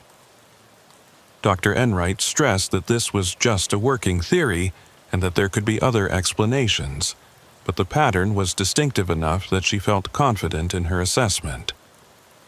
I sat there staring at those photographs, trying to understand what this new information meant. Someone had killed Jason Duvall in a violent struggle up in the North Ridge Wilderness. Then, hours or days or even weeks later, someone had come back to the site and done something else to the body. Why would someone do that? The only explanation I could think of was that they'd been trying to make the body harder to identify, though that didn't quite fit with the relatively shallow burial and the fact that they'd left his belt buckle with him. Or maybe they'd been searching for something, literally cutting into the body, looking for something Jason had hidden or swallowed. That last thought brought me back to Reuben's theory about Jason finding something valuable in the mountains. What if he'd found some kind of cache, maybe old coins or precious metals from an abandoned mining operation? What if he'd been carrying it when he was killed, and his attacker had taken it? But then, what if the attacker had been worried that Jason had hidden some of it elsewhere, or had swallowed something small and valuable to keep it safe? That might explain why someone had returned to the body later, might explain those post-mortem injuries. They'd been searching for something they thought Jason had concealed. I shared this theory with Dr. Enright, and she nodded thoughtfully. She said it was as good an explanation as any for what she'd found, though, of course, there was no way to prove it at this point. She mentioned that during the initial examination, they'd found some fragments of fabric in what would have been Jason's pockets, but they'd been too degraded to preserve anything useful. If he'd been carrying coins or precious metals, they would have fallen through the rotted fabric decades ago and could be anywhere in that site or the surrounding forest. We'd never find them now, assuming they'd ever been there in the first place. As I was leaving Dr. Enright's office, she mentioned something else that had been bothering her. During the examination, she'd found what appeared to be cut marks on some of the finger bones, specifically the distal phalanges. The marks were consistent with someone trying to remove Jason's fingertips, though the attempt appeared to have been incomplete or abandoned partway through. She couldn't think of any good reason why someone would do that to a body they were trying to hide in the wilderness, where identification would be difficult anyway. It was just another strange detail in a case full of them. I drove back toward the barracks, my mind churning through everything I'd learned. The case was getting more complex instead of simpler, and I was starting to wonder if we'd ever really understand what had happened to Jason Duvall up in those mountains. The official investigation would likely be closed soon, marked as a probable homicide with insufficient evidence to pursue charges. Jason's remains would be returned to what family he had left, and he'd finally get a proper burial. And the phone calls, those impossible phone calls that had led us to him, would remain unexplained. That evening, I was at home trying to relax when my phone rang. It was May Ellsworth, and she sounded shaken. She told me that Agnes Corbett had called in again, reporting another phone call. I felt my stomach drop because I'd been convinced the calls were over, that whatever had been trying to communicate through Agnes's phone had accomplished its purpose. I asked May what Agnes had said, and there was a long pause before she answered. According to Agnes, the call had been different this time. There'd been no coordinates, no desperate pleading, just a single phrase repeated over and over. Not alone, not alone, not alone. I told May I'd head over to Agnes's house right away and grabbed my keys. The drive to Old Forge Road seemed to take forever, and I found myself gripping the steering wheel hard enough to make my hands ache. When I pulled up to Agnes's house, I could see her sitting on the porch again, wrapped in a blanket despite the relatively mild evening. She looked smaller somehow, more fragile than she had before. I sat down next to her on the porch steps, and we didn't say anything for a while. We just sat there in the gathering darkness, listening to the sounds of the forest around us. Finally, Agnes spoke. She told me the call had come through about an hour ago, completely unexpected after weeks of silence. The voice had been the same as before, distorted and distant, but the message had been clear. Not alone. She'd tried to ask what that meant, had tried to get the voice to explain, but it had just kept repeating those two words until the line went dead. She wanted to know what I thought it meant, if I had any idea what the voice was trying to tell her. I didn't have a good answer for her. The phrase, "not alone," could mean so many different things. Maybe it meant that Jason hadn't been alone when he died, that there had been someone else up there on the North Ridge. Maybe it meant that whoever had killed him hadn't acted alone, that there had been multiple attackers, or maybe, and this was the possibility that made my skin crawl, it meant that Jason wasn't the only victim, that there were other bodies out there in the mountains waiting to be found. I didn't share that last thought with Agnes because I could see she was already frightened enough. I stayed with Agnes for a couple of hours, and we talked about a lot of things. She told me stories about the neighborhood back when Jason was young, about the other families who'd lived along Old Forge Road and had since moved away or passed on. She talked about watching the area slowly empty out over the decades, how the isolation that had once felt peaceful had gradually become oppressive. As she spoke, I found myself wondering if that isolation had played a role in what had happened to Jason. Up here in these mountains, you could do just about anything and no one would know. A person could disappear without a trace, and the forest would swallow all evidence of what had occurred. Before I left, Agnes asked me if I thought the calls would continue. I told her honestly that I didn't know, that nothing about this case had followed any predictable pattern. But I also told her that if they did continue, we'd figure out what was going on eventually. I'd keep investigating, keep looking for answers, until I understood what had happened on that mountain and why it was manifesting in these impossible phone calls. She seemed comforted by that, though I wasn't sure I believed my own words. Some mysteries don't get solved, and some questions don't have answers that make sense within the framework of what we understand about the world. As I drove home that night, I kept thinking about those two words, not alone.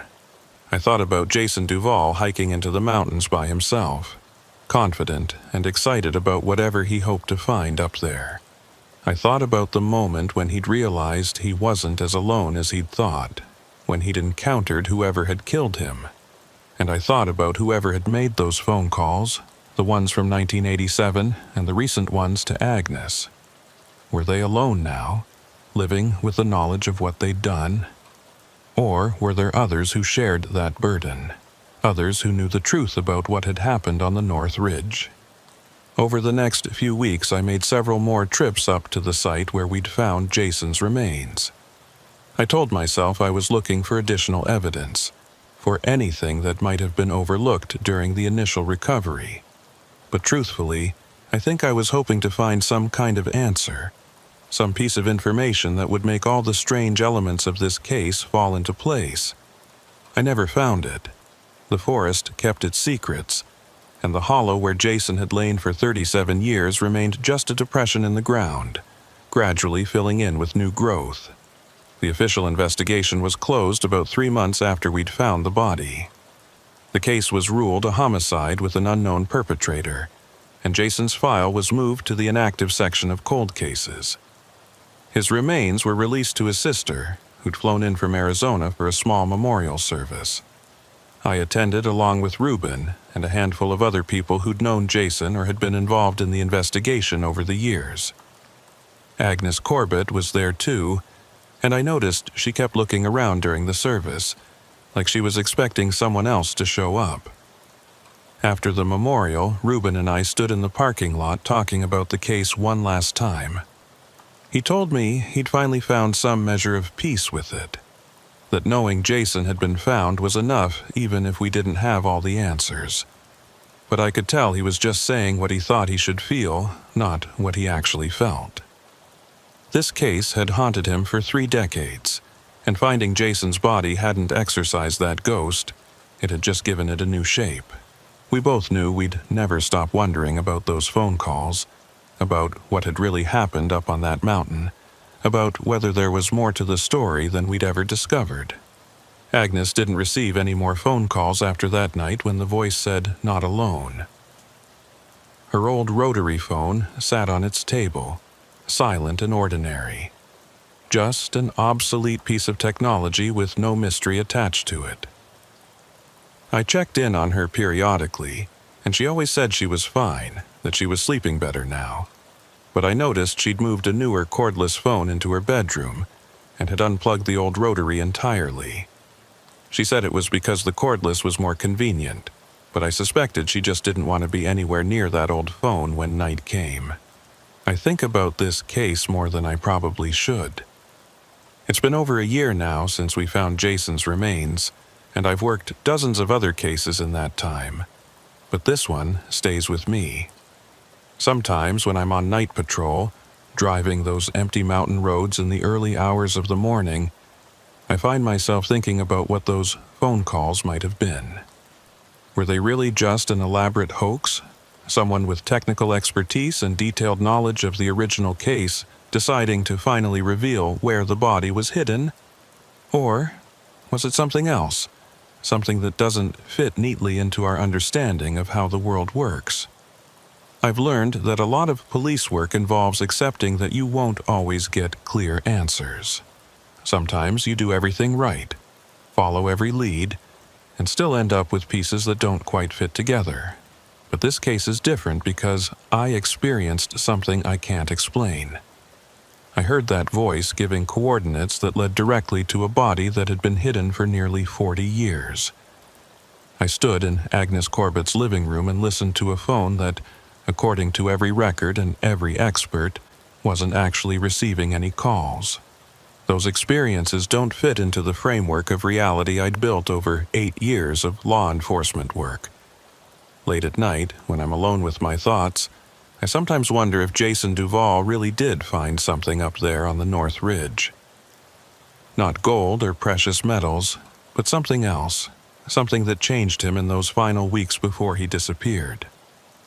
Agnes said he'd seemed different, more excited and focused.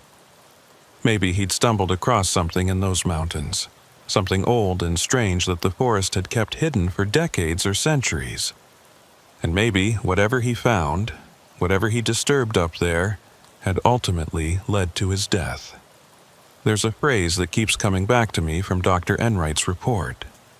She'd noted that some of the post-mortem damage to Jason's bones suggested someone had been searching for something, cutting and examining in a way that showed they were looking for something specific. What if they'd been looking for whatever Jason had found? What if that thing, whatever it was, had still been with him when he died? And what if it's still up there somewhere, buried in that hollow or hidden in a crevice nearby, waiting for the next person to come looking? I haven't shared these thoughts with anyone, not Reuben or Dr. Enright or any of my fellow troopers. They'd think I was losing my grip, that the stress of the case had gotten to me. Maybe they'd be right. But I can't shake the feeling that there's more to this story, that those phone calls were trying to communicate something beyond just the location of Jason's body. "Not alone," the voice had said in that final call. Was it warning us about something? Telling us there were other victims out there?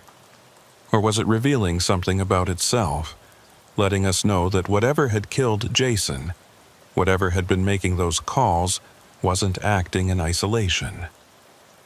The Adirondacks stretch for thousands of square miles.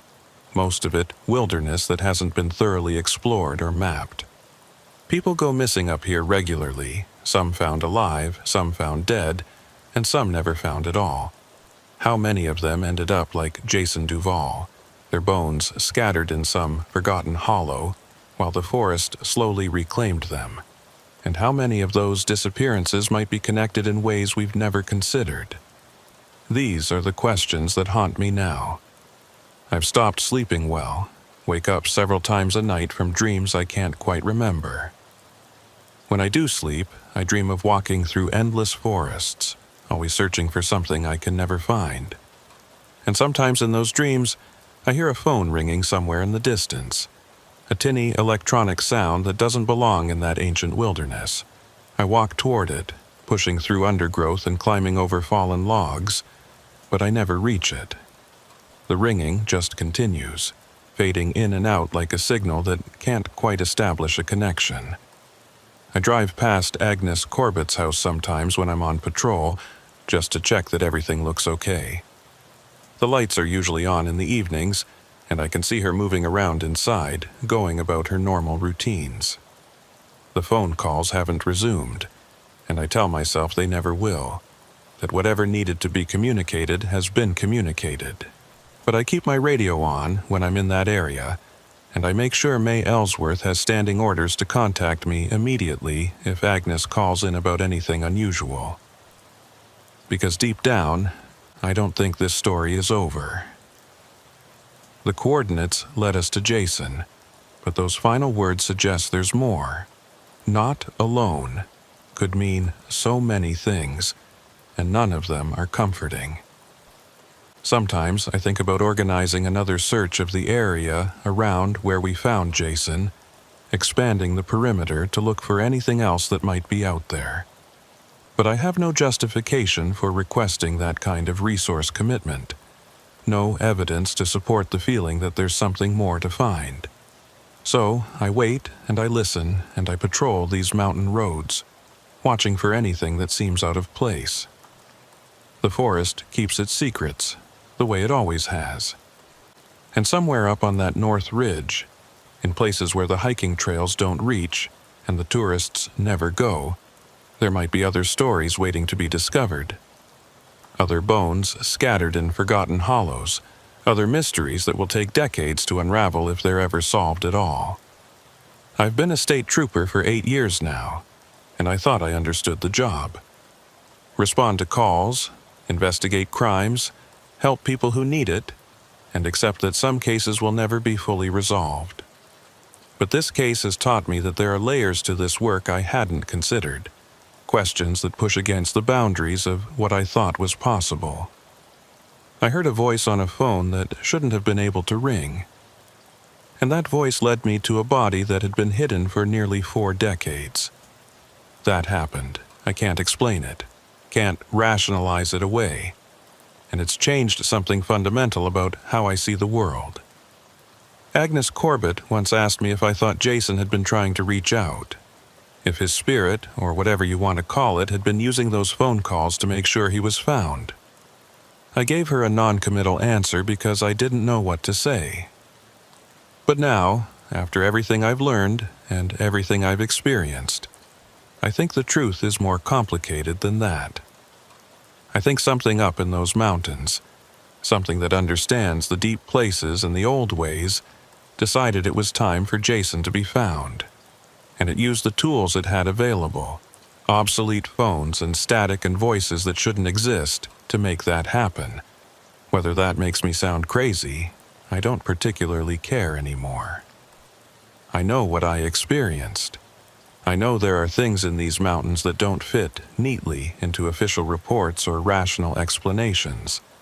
And I know that somewhere in that vast wilderness there are other secrets waiting to surface. Other voices that might someday find a way to call out from the darkness and the silence, asking to be heard, asking to be found, asking for someone to understand that they were not alone in whatever happened to them. That's what keeps me up at night. Not the fear of what I might find, but the certainty that there's more out there waiting to be discovered. And the knowledge that when the next impossible phone call comes through, when the next set of coordinates starts spelling themselves out through static and interference. I'll have no choice but to follow where they lead.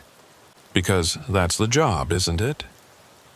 Following the evidence wherever it takes you, even when it takes you to places that shouldn't exist and shows you things that shouldn't be possible.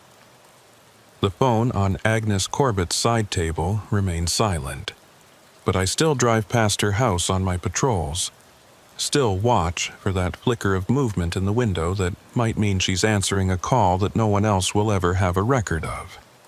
And I keep my hiking gear ready, keep those coordinates saved in multiple locations, because I have a feeling that someday soon, I'll need to make another trip up to the North Ridge. There's something up there that isn't finished with us yet, something that knows how to bridge the gap between then and now, between the living and the dead, between what we can explain and what we have to simply accept. Jason Duvall is buried now, his case officially closed. But the mystery of how we found him, and what those final words "not alone" might mean, remains open. And in the quiet moments between calls, when the radio is silent and the mountain roads stretch empty before me, I listen. Because sooner or later, that phone is going to ring again, and when it does, I'll be ready to answer.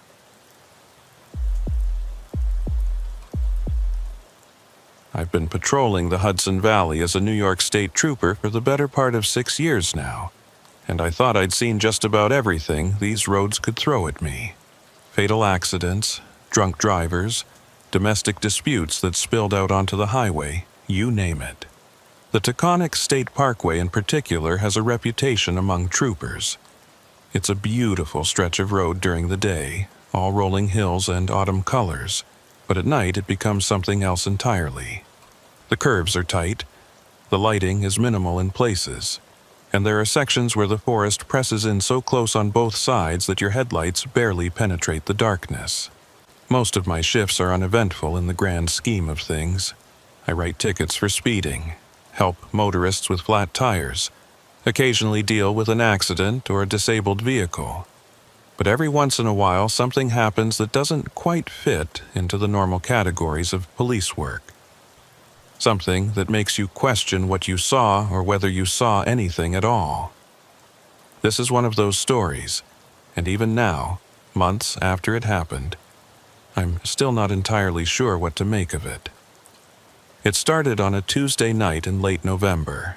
The weather had turned cold early that year, and we'd already had a few dustings of snow that melted by mid-morning, but left the roads slick and treacherous during the overnight hours.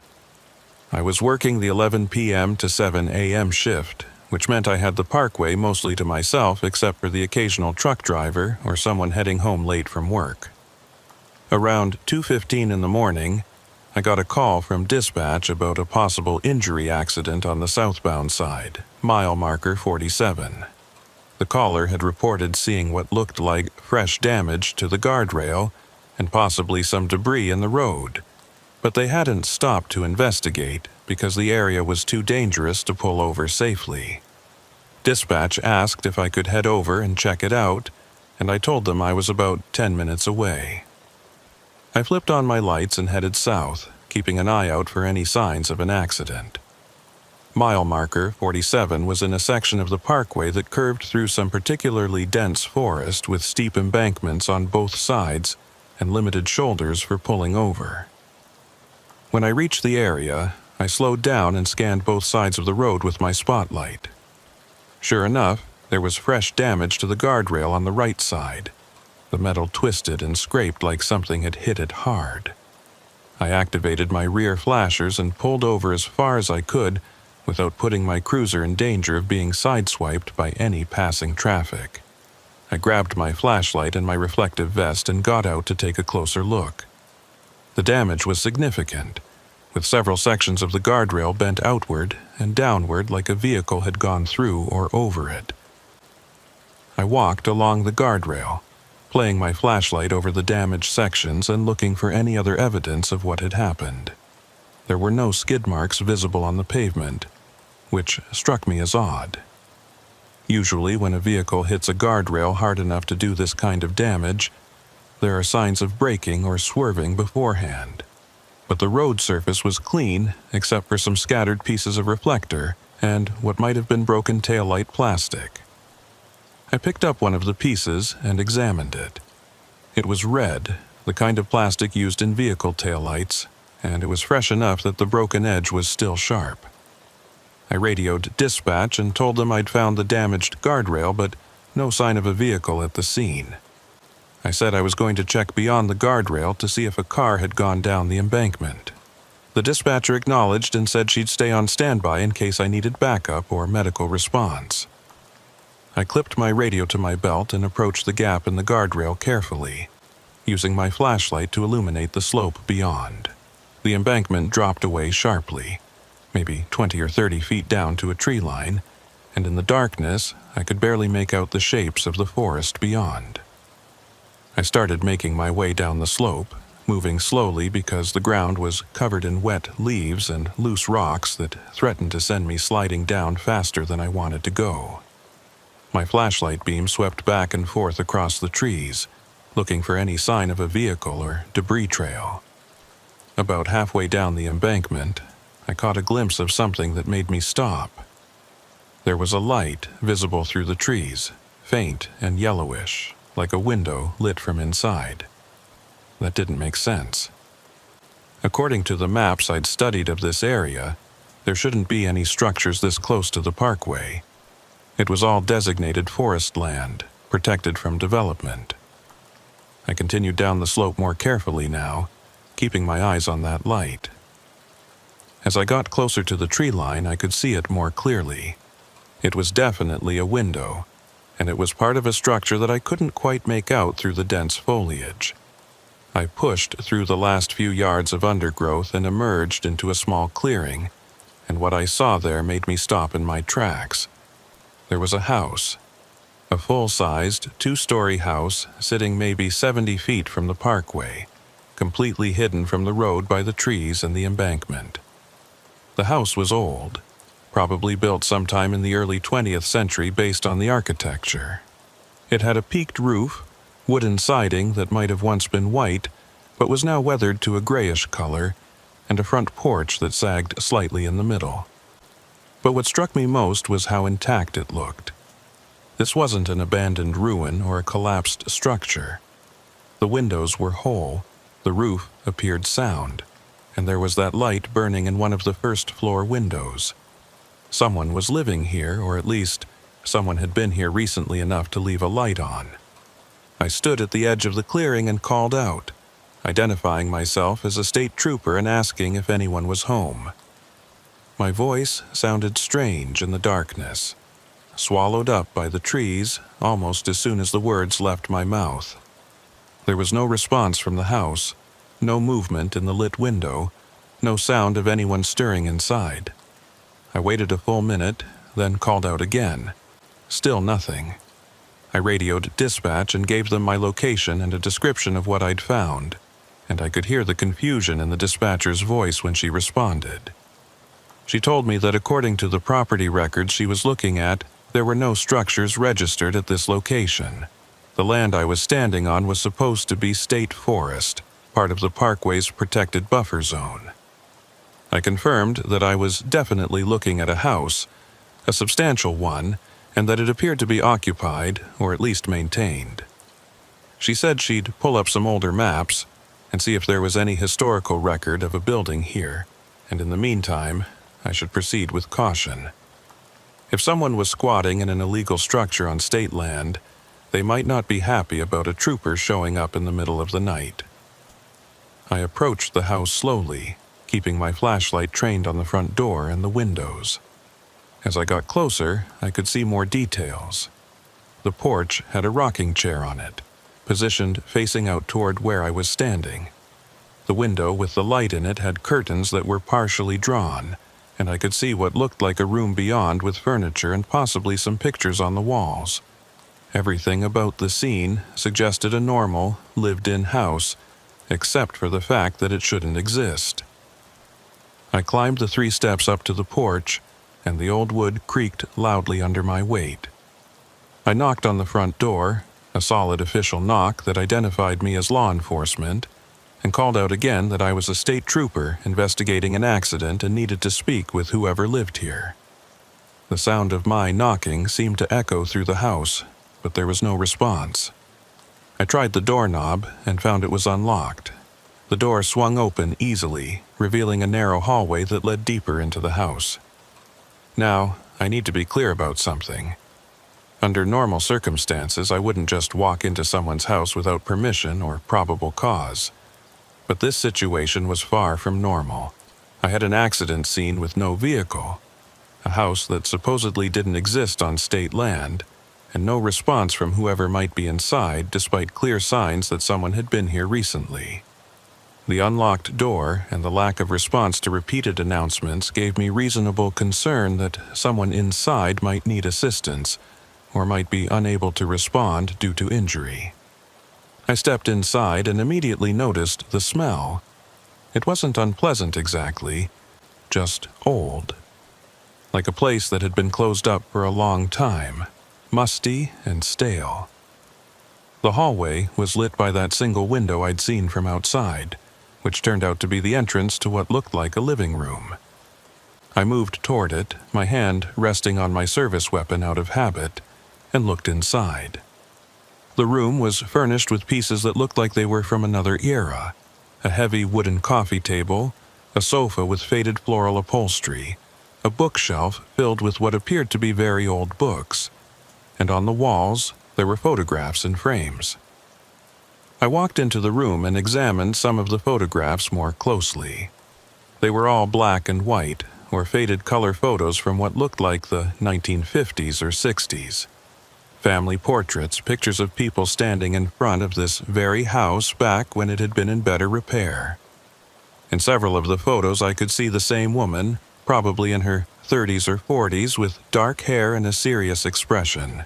She appeared in multiple pictures spanning what looked like several years, and in some of them she was standing with a man who might have been her husband and what might have been children. I continued through the house, checking each room and calling out periodically to see if anyone would respond. The kitchen had an old gas stove and a refrigerator that hummed quietly, suggesting the house had power somehow. The sink had a few dishes in it, plates and cups that looked like they'd been used but not washed. Upstairs, I found 3 bedrooms, all furnished but showing signs of age and disuse. One of them had a bed that looked like it might have been slept in recently, the covers pulled back and a depression in the pillow, but there was no one in any of the rooms, no sign of where the occupant might have gone. I was standing in the upstairs hallway, trying to figure out what to do next, when I heard something. It was faint, coming from somewhere outside the house, and it took me a moment to identify what it was. It sounded like someone calling for help. I moved quickly back downstairs and out onto the porch, trying to locate the source of the sound. It seemed to be coming from somewhere beyond the house, deeper into the forest. I grabbed my flashlight and headed in that direction, pushing through overgrown bushes and navigating around trees. About 50 yards behind the house, I found what I was looking for. There was a man lying on the ground near the base of a large oak tree, and even from a distance, I could tell he was in bad shape. As I got closer, I could see that he was middle-aged, maybe in his 50s, and he was dressed in business casual clothes that were torn and dirty. His face was pale and covered in sweat, and one of his legs was bent at an angle that suggested it was broken. When he saw me approaching, the relief in his eyes was palpable. I knelt down next to him and immediately called for medical response on my radio, giving dispatch the best coordinates I could based on my position relative to the parkway. The man was conscious but clearly in shock, and he kept trying to tell me something, his words coming out in a confused jumble. I told him to stay calm, that help was on the way, and tried to assess his injuries without moving him too much. Besides the obvious leg fracture, he had several cuts on his face and hands, and he was complaining of pain in his ribs. While I was doing this initial assessment, the man grabbed my arm with surprising strength and pulled me closer. His voice was hoarse and desperate when he spoke, and what he said made no sense at first. He told me he'd been trying to get away from the house, that he'd been inside, and something had happened that had frightened him badly enough to run out into the forest in the middle of the night. He said he'd hit the guardrail because he hadn't been able to see properly, that his vision had been blurred or distorted somehow, and then he'd tried to climb back up to the road but had fallen and broken his leg. I asked him what he meant about getting away from the house, and his response was to point back toward the structure I'd just come from. He said he'd been driving on the parkway when he'd seen someone standing on the side of the road, a woman who looked like she needed help. He'd pulled over, or at least he'd tried to, but his car had gone through the guardrail instead. He couldn't remember much after that, just climbing down the embankment and seeing the house with its light on. He'd thought maybe he could get help there, so he'd gone inside. According to his account, he'd called out when he entered, but no one had answered. He'd walked through the ground floor looking for a phone or someone who could help him, and that's when things had gotten strange. He said the house had felt wrong somehow, like the air was too heavy or too still. And then he'd heard something from upstairs, a sound like footsteps or furniture being moved. He'd called out again, and this time someone had responded. A woman's voice, he said, but he couldn't make out what she was saying. The words had been muffled or distorted, like she was speaking from behind a closed door. He'd started up the stairs to find whoever was up there, but the higher he climbed, the more wrong everything felt.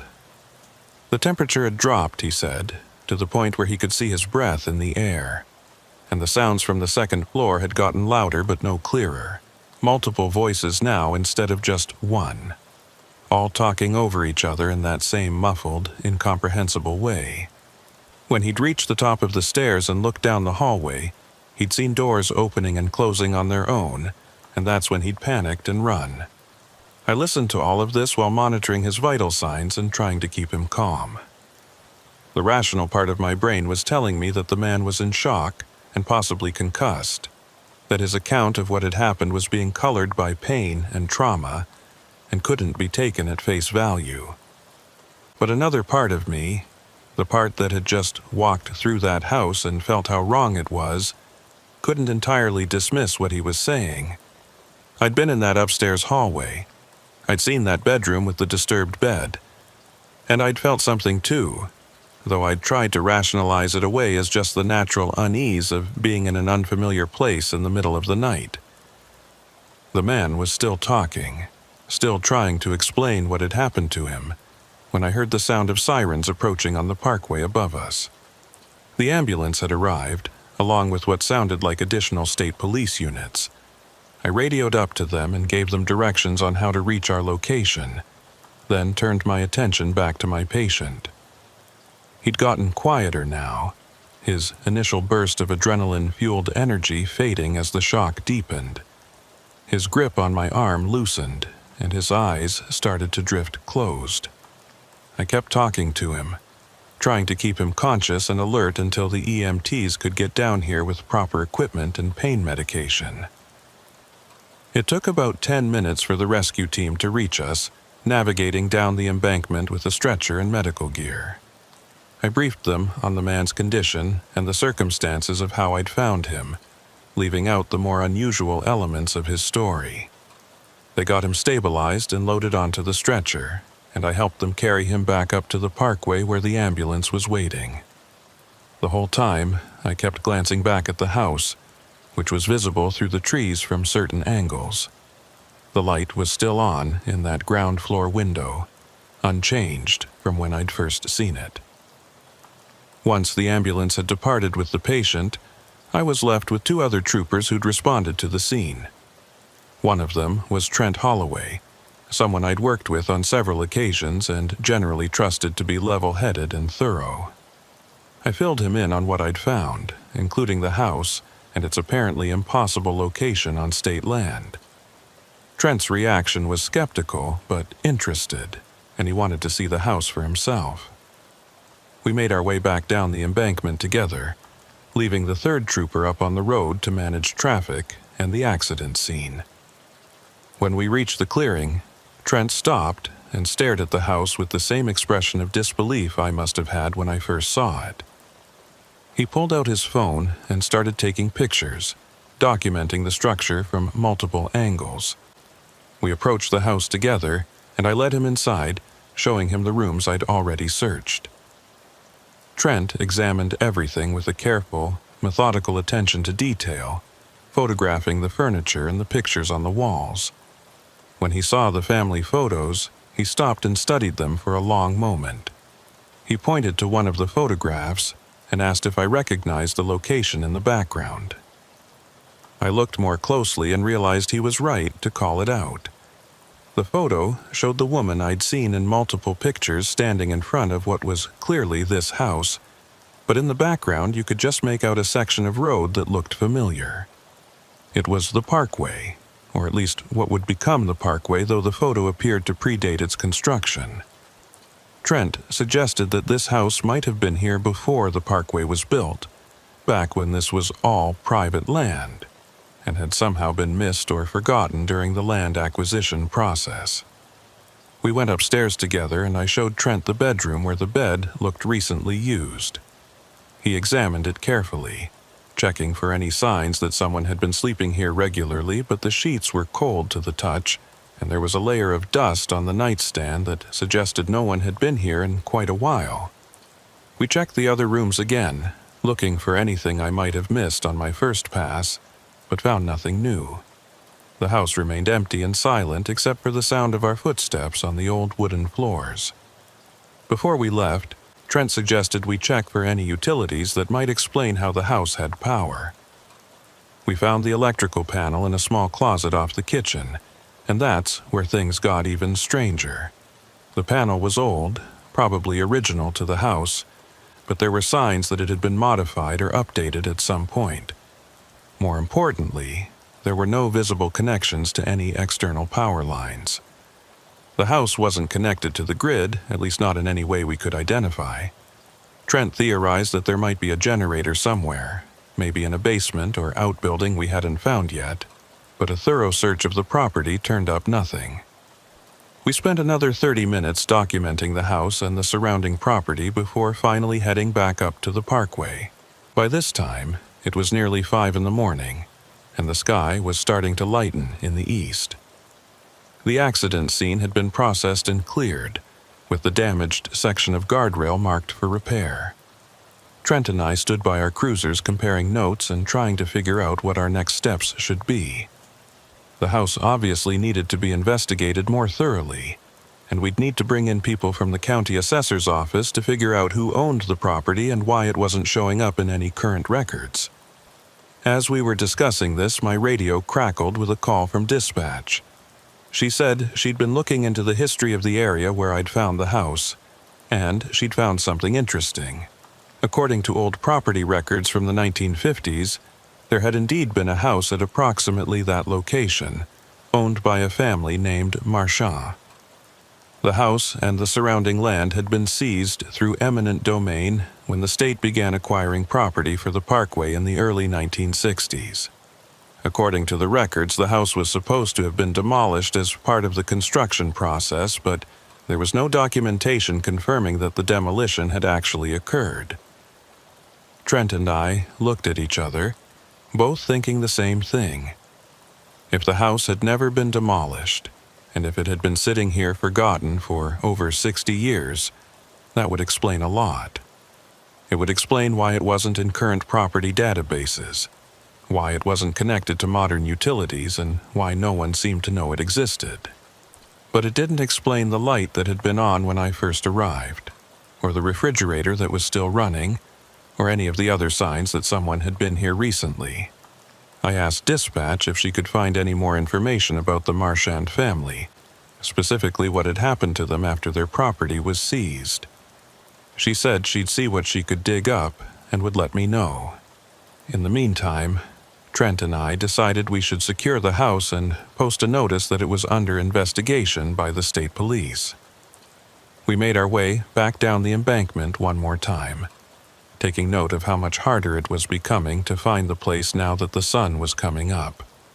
The trees and underbrush seemed thicker in the daylight, and the path we'd trampled through during the night had already started to grow over.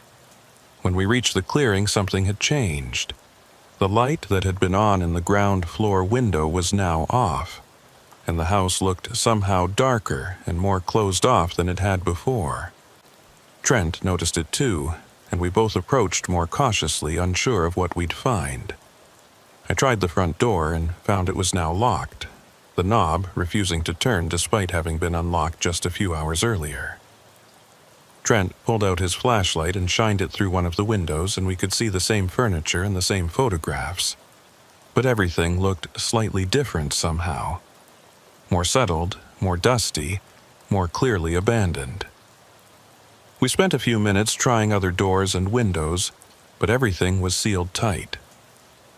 Eventually, we decided to head back up to the parkway and contact the county to send someone out during daylight hours to do a proper search and secure the property. As we were climbing back up the embankment, I looked back one more time at the house. From this angle, partially hidden by the trees and the morning mist that was starting to rise from the ground, it looked almost like a photograph itself, frozen in time and slowly fading away.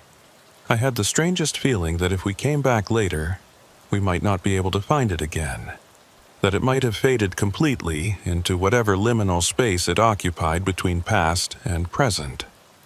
The rest of my shift passed in a blur of paperwork and phone calls.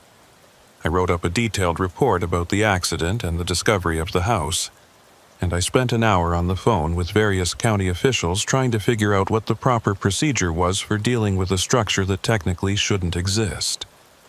Everyone I spoke with was confused and skeptical, and I couldn't really blame them. The whole situation sounded impossible, like something out of a ghost story rather than a legitimate police matter. By the time my shift ended at 7 a.m., I was exhausted, but too wired to sleep. I kept thinking about that house and about the man I'd found injured in the forest behind it. He'd said he'd seen a woman standing on the side of the road, someone who looked like she needed help. And there had been that woman in all those photographs inside the house, the one who appeared to be the original owner or resident. I wondered if there was a connection, and I made a mental note to follow up with the hospital where the man had been taken to see if his story remained consistent once he'd recovered from the shock. I finally made it home around 8:30 and managed to get a few hours of fitful sleep. I dreamed about the house, about walking through those rooms and feeling the wrongness of the place seeping into my bones. In the dream, I climbed those stairs again and walked down the upstairs hallway. And this time, when I looked into the bedroom with the disturbed bed, someone was lying in it. The woman from the photographs, watching me with eyes that held too much knowledge and too much sadness.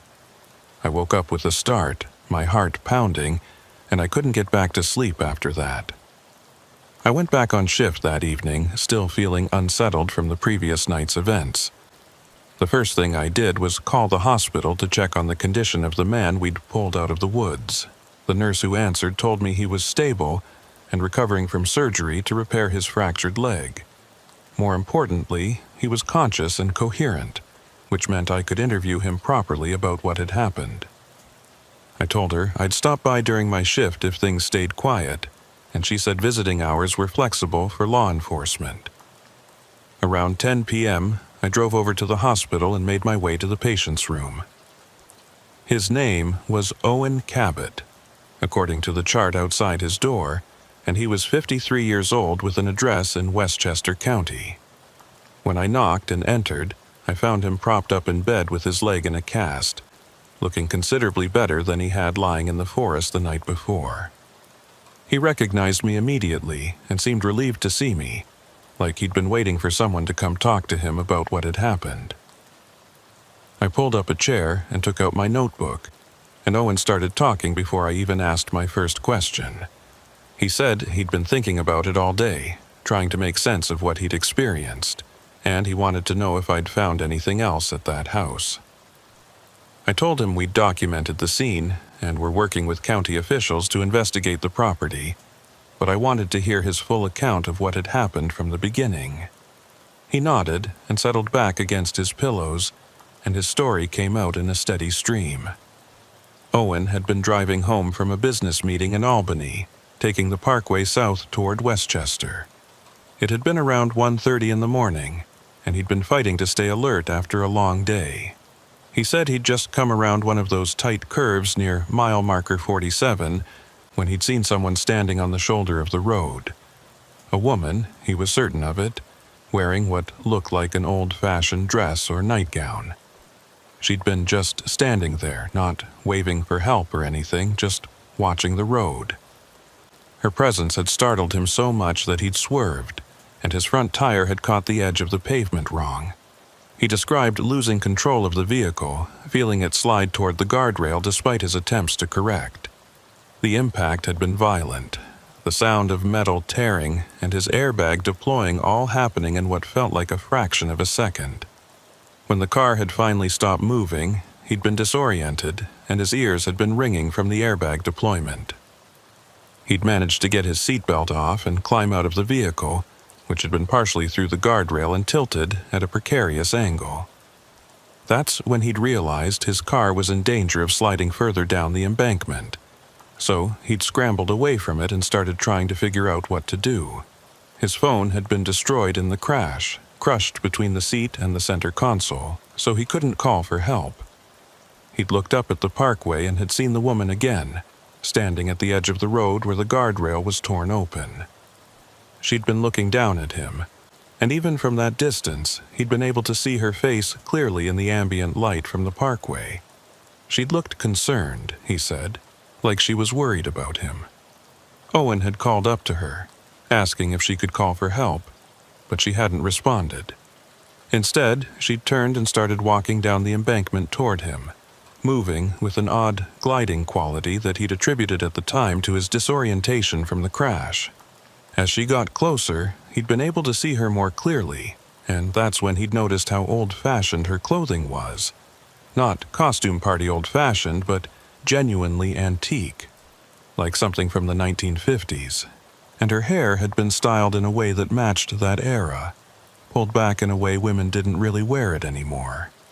He'd asked her again if she had a phone, and she'd just gestured for him to follow her. She turned and walked into the forest, and Owen said he'd followed because he'd assumed she was leading him to a house or a road where he could get help. They'd walked for what felt like several minutes, though his sense of time had been distorted by the adrenaline and shock. The woman had stayed about 20 feet ahead of him the whole time, never looking back, just moving steadily through the trees with that same gliding motion. When they'd reached the clearing with the house, the woman had stopped at the edge of the woods and had pointed toward the structure. Owen said he'd looked at the house and then looked back at the woman to ask if this was where she lived, but she'd been gone, just vanished, he said, between one moment and the next.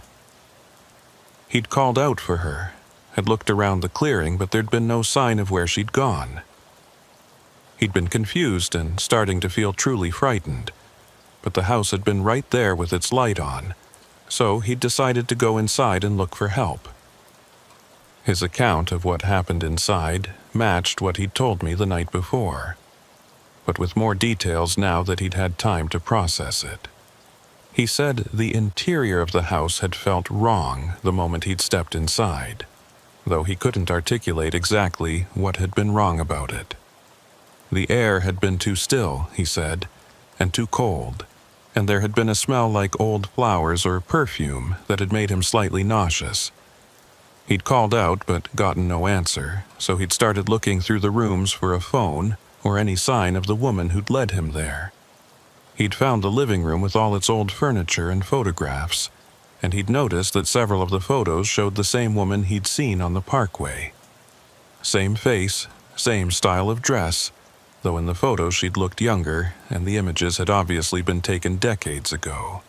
That had unsettled him, but he'd rationalized it as maybe being her grandmother or another relative. Old houses had old pictures, that made sense. What didn't make sense was the feeling that he was being watched, that something in the house was aware of his presence and was paying very close attention to what he did. When he'd heard the sounds from upstairs, he'd convinced himself it must be someone who needed help. Maybe an elderly person who couldn't easily come down the stairs. So he'd started climbing, calling out that he meant no harm and just needed to use a phone. But with each step he took, the temperature had dropped and the air had gotten heavier, until he'd felt like he was walking through water. The sounds had gotten louder too, not clearer, just louder. Voices talking over each other, furniture being moved, doors opening and closing, all of it coming from the second floor. Owen's hands were shaking as he described what he'd seen when he'd reached the top of the stairs. The hallway had been dark despite the fact that he could see light coming from under some of the doors. And those doors had been opening and closing, not violently but purposefully, like someone was going from room to room looking for something. He'd taken a few steps down the hallway, heading toward the nearest door, when something had made him stop. A feeling, he said, an overwhelming certainty that he needed to leave immediately, that something terrible would happen if he stayed. He'd turned and run back down the stairs, nearly falling in his haste to get out of the house. When he'd burst out the front door, the fear had been so intense that he hadn't stopped running. He'd just kept going, crashing through the forest in the darkness, trying to put as much distance as possible between himself and that house. That's when he'd tripped over a root or a rock and had fallen badly, breaking his leg and finding himself unable to continue. He'd lain there in the darkness, terrified that something from the house was going to follow him, until he'd heard me calling out and had realized help had arrived. I listened to all of this and took careful notes, and when Owen finished, I asked him a few clarifying questions. Had he seen anyone else inside the house besides hearing the sounds upstairs? No. He'd been alone on the ground floor. Had he noticed anything unusual about the furniture or the condition of the interior? It had all looked old but well maintained, he said, like someone was taking care of the place. Had he touched anything or moved anything while he was inside? He'd touched a few pieces of furniture as he'd walked through, leaning on them for support because he'd been feeling dizzy from the crash, but he hadn't deliberately moved or taken anything. When I asked him about the woman he'd seen, he became very quiet. After a long moment, he said he knew how it sounded, that he knew I probably thought he'd been concussed and had imagined the whole thing. But he was certain of what he'd seen. The woman had been real. She'd been standing on that parkway and she'd led him to that house. Why she'd done that, what she'd wanted, he had no idea. But he was convinced now that the whole thing had been deliberate, that he'd been meant to go into that house for some reason he didn't understand. I didn't tell him what Trent and I had found during our investigation, didn't mention the Marchand family, or the fact that the house was supposed to have been demolished 60 years ago.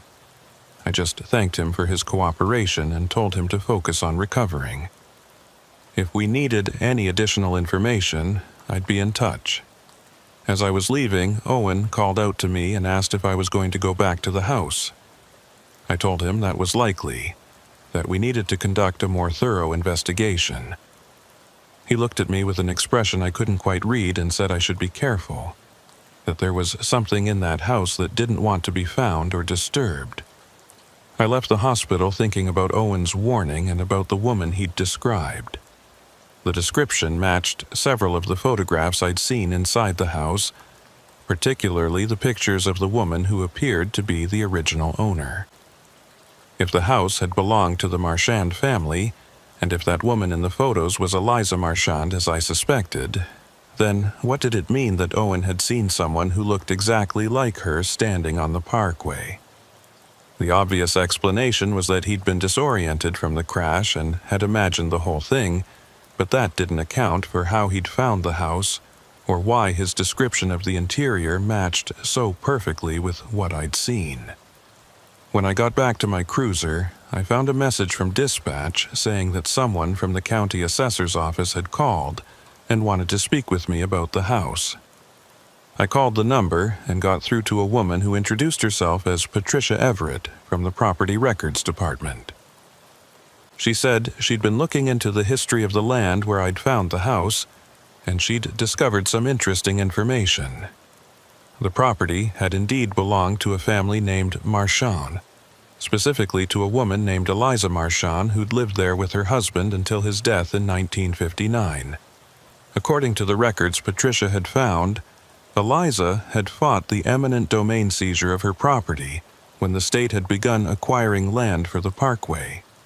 She'd argued that the house was far enough from the planned road that it wouldn't need to be demolished, and she'd refused multiple offers to buy her out. The legal battle had gone on for several years, and during that time, construction on that section of the parkway had been delayed. Eventually, the state had won the case, and Eliza had been forced to vacate the property in early 1963.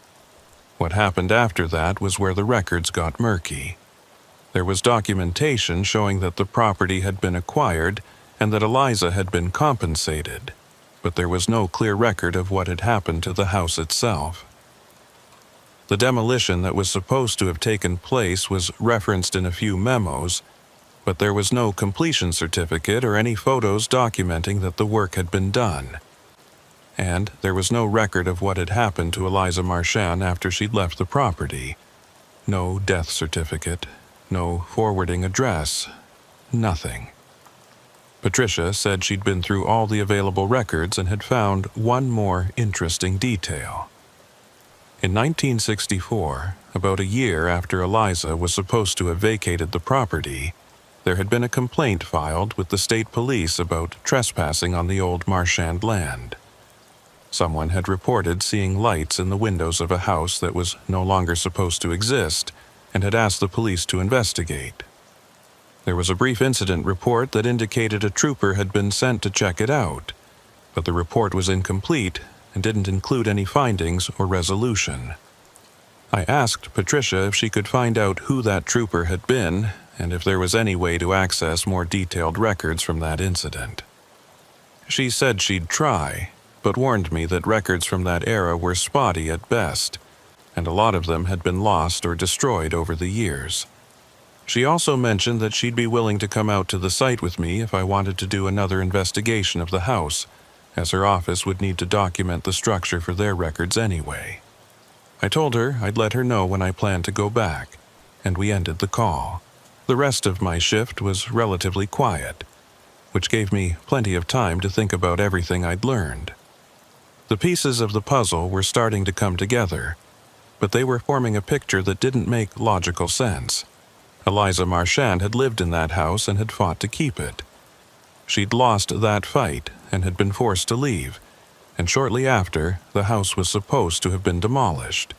But somehow it hadn't been, and a year later, someone had reported seeing lights in it. Now, 60 years after all of that, the house was still there, still apparently occupied at least some of the time, and people were still seeing a woman who looked exactly like Eliza Marchand. Over the next few days, I did some digging on my own time, trying to find any additional information about Eliza and what had happened to her. I went to the local historical society and looked through their archives, and I found a few newspaper clippings about the eminent domain case. The articles painted a picture of a woman who'd been fiercely independent and deeply attached to her home. In one interview from 1962, Eliza had told a reporter that the house was all she had left after her husband's death, and that forcing her to leave it would be like forcing her to leave her own life behind.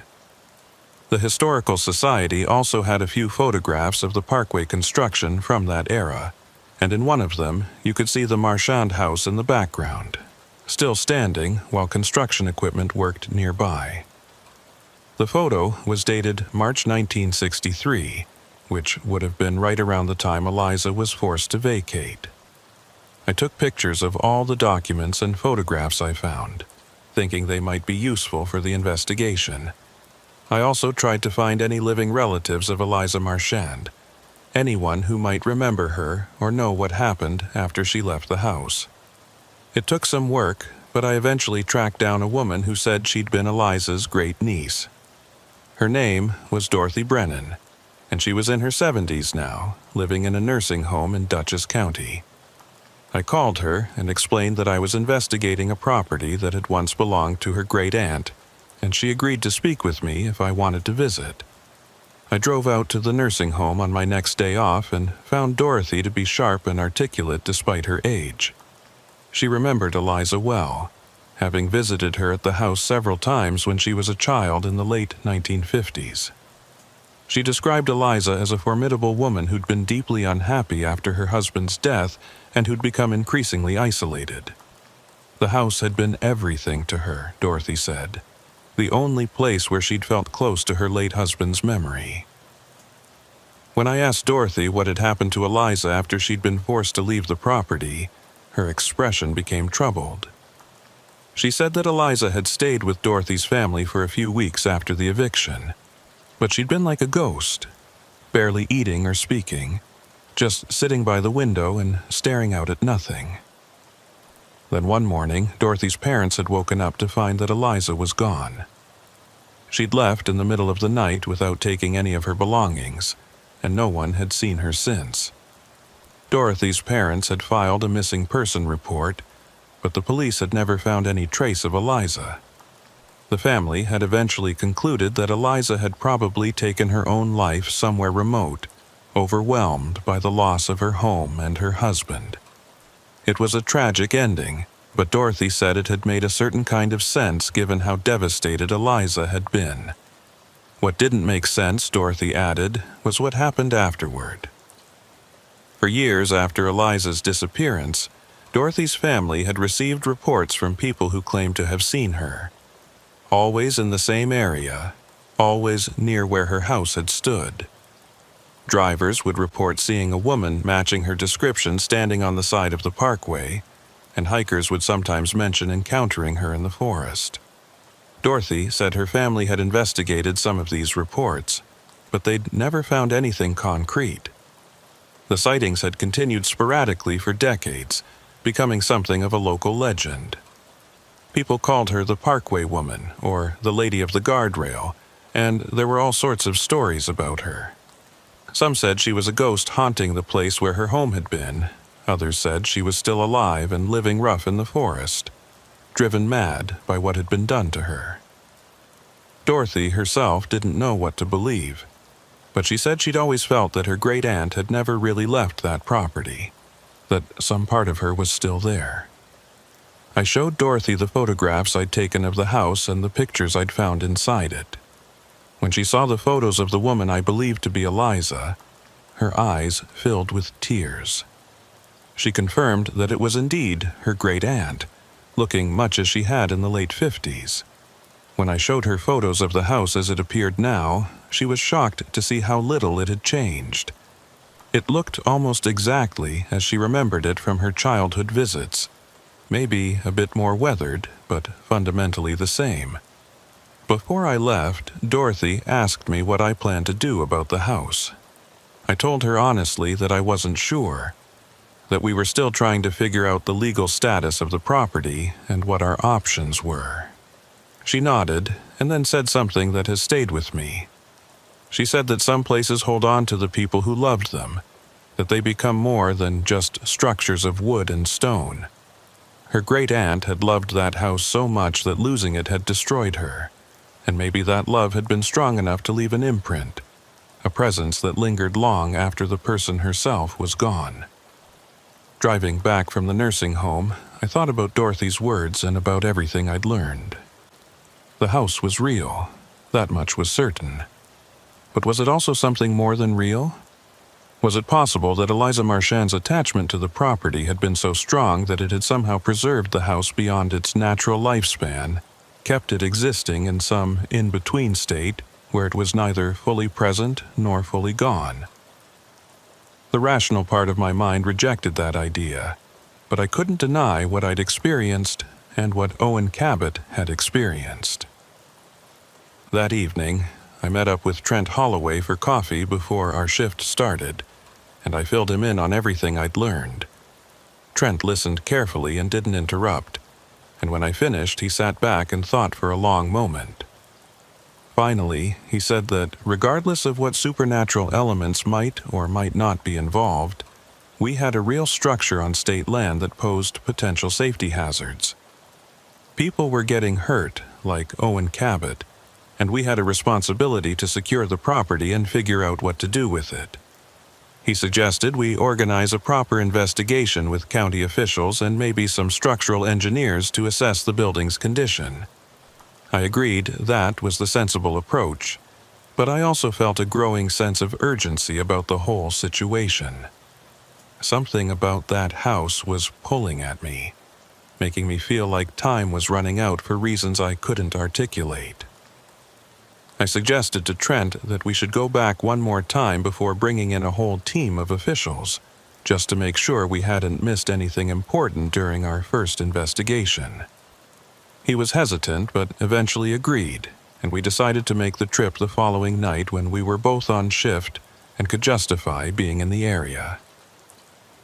The next evening started normally enough. Trent and I met up around midnight and headed toward the section of the parkway where the house was located. We'd brought better equipment this time, including proper climbing gear for navigating the embankment, high-powered flashlights, and a camera with a good flash for documenting anything we found. We also brought copies of the old photographs I'd found at the Historical Society, thinking they might help us understand the layout of the property better. When we reached mile marker 47, we parked on the shoulder and geared up. The damaged guardrail had been temporarily repaired with reflective barriers, making it easier to identify the spot. We climbed over the barrier and started making our way down the embankment, using our flashlights to navigate the steep slope. The descent was easier than it had been the first time because we knew where we were going, but it still took us a good 10 minutes to reach the bottom. As we approached the tree line, I felt that same sense of wrongness I'd experienced before. That feeling that we were crossing into a space that operated under different rules. Trent felt it too. I could tell by the way his posture changed, and how he kept looking around as if expecting something to appear. We pushed through the underbrush and emerged into the clearing, and there it was. The house sitting exactly where it had been before, but tonight all the windows were dark, no lights burning inside, no signs of any presence or activity. We approached the front porch slowly, both of us hyper-alert to anything unusual. The rocking chair I'd noticed before was still there, but it had been moved slightly, positioned differently than I remembered. Trent tried the front door and found it locked, just as it had been the last time we'd come back in daylight. We circled the house, checking all the ground floor windows and looking for any other way in. All of them were locked or sealed, but through the windows we could see the interior, still furnished and seemingly unchanged. Trent suggested we try to find a basement entrance or a cellar door, thinking that might give us access to the interior. We searched the perimeter of the house and eventually found what we were looking for on the north side, partially hidden by overgrown bushes. It was an old-style cellar door, the kind that opened upward on hinges, and it wasn't locked. Trent and I looked at each other, both of us aware that we were about to cross a line.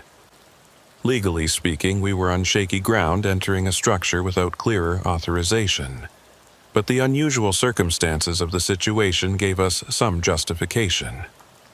Trent pulled the cellar door open, and we were hit with a wave of cold, damp air that smelled of earth and decay. Our flashlight beams revealed a set of rough wooden stairs leading down into darkness. I went first, testing each step carefully before putting my full weight on it, very aware that some of these boards might have rotted through after decades of exposure to moisture. Trent followed close behind, and we descended into what turned out to be a surprisingly large basement. The space was mostly empty, just a dirt floor and stone foundation walls, but there were a few items scattered around that caught our attention. Old furniture that looked like it had been stored down here and forgotten. Some cardboard boxes that had deteriorated to the point where their contents had spilled out. And in one corner, something that made both of us stop and stare. It was a makeshift living area, with a sleeping bag, some empty food containers, and a battery-powered lantern. Someone had been staying down here, and recently too, based on the condition of the items. Trent and I searched the basement thoroughly, documenting everything with photographs and looking for any indication of who might have been using this space. We found a few pieces of trash with dates on them, receipts and food wrappers that were only a few months old. But we didn't find any identification or anything that would tell us who the person was. What we did find, tucked into a corner and partially hidden by an old tarp, was a journal. It was a simple composition notebook, the kind you could buy at any drugstore, and it was filled with handwriting. I picked up the journal carefully and started leafing through it, and what I found made my blood run cold. The entries were dated going back about 8 months, and they appeared to be written by someone who'd been living in or around the house for all that time. The writer never gave their name, but they referred to themselves as a caretaker, someone who'd taken on the responsibility of looking after the property. The entries described routine maintenance tasks, like cleaning the windows and sweeping the floors, but they also described something else. They described interactions with someone the writer called the lady, a presence in the house that the writer seemed to believe was real and aware. The early entries were matter-of-fact, almost mundane, but as they progressed, they became increasingly disturbed. The writer described hearing voices and footsteps when they were alone in the house, seeing doors open and close on their own, and feeling watched by something unseen. They wrote about finding items moved or rearranged in ways they couldn't explain, and about nights where the temperature in certain rooms would drop to near freezing for no apparent reason. But through all of this, the writer maintained that they had a duty to stay, that the lady needed someone to keep the house in order so she could remain. The final entry in the journal was dated about 3 weeks before I'd first discovered the house, and it was much shorter than the others. It simply said, "She's getting stronger. The boundary is thin now. I can't stay here anymore. God forgive me for abandoning my post." After that, the pages were blank. Whoever had been living here and maintaining the house had apparently decided they couldn't handle it anymore and had left. But if that was the case, who had turned on that light the night I'd first arrived? Who had been sleeping in that upstairs bedroom? Trent and I continued our search of the basement, but we didn't find anything else of significance. We made our way to the interior stairs that led up into the house proper and found a door at the top. I tried the knob, half expecting it to be locked like all the exterior doors, but it opened easily. We stepped through into what appeared to be a kitchen, the same room I'd seen on my first visit. Everything looked exactly as it had before. The old stove and refrigerator still in place, the dishes still in the sink. We moved through the ground floor methodically, photographing everything and comparing what we saw with the old photos from the Historical Society. The furniture matched, the layout matched. Even some of the decorative items on shelves and mantels were the same ones visible in photographs from the 1950s. It was like the house had been frozen in time, preserved exactly as it had been when Eliza Marchand had lived here.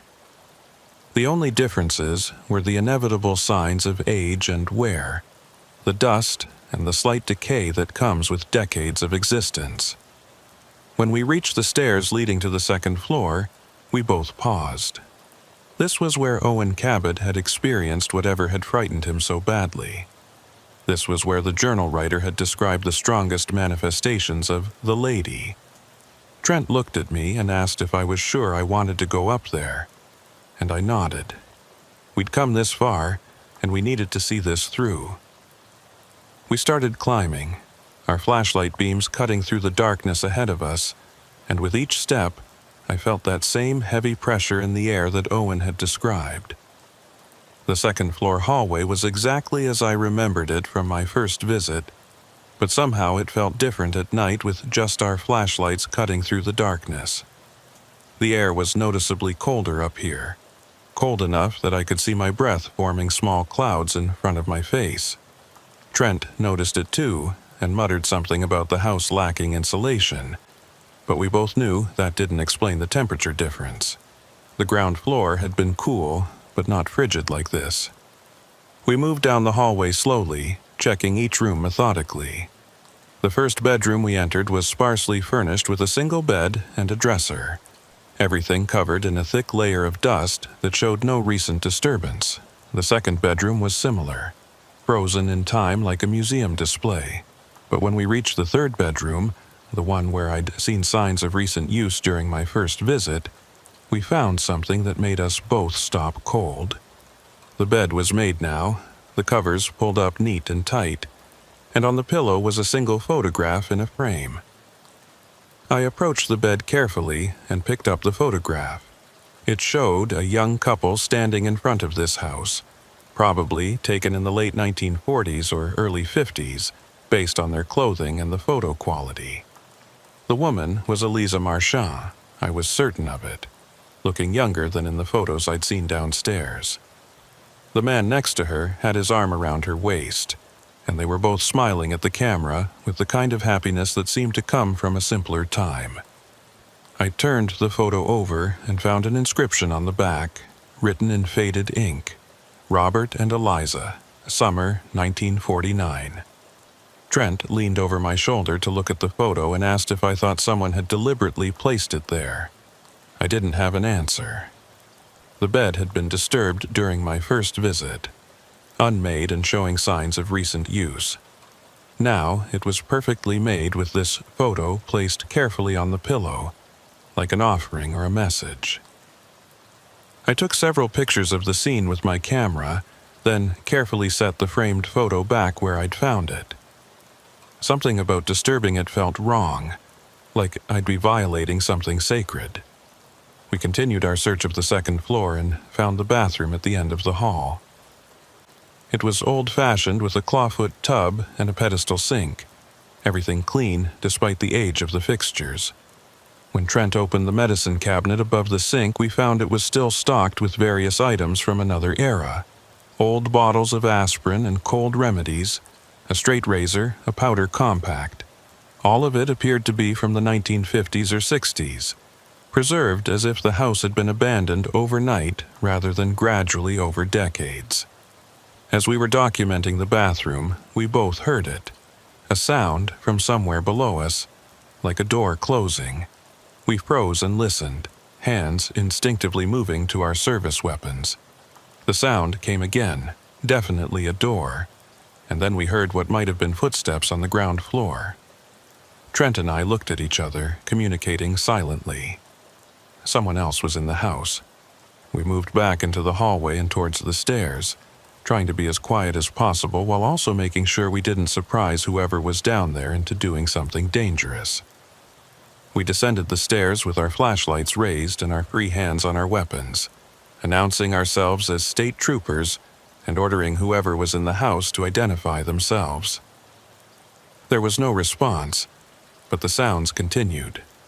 More footsteps, this time in what sounded like the kitchen.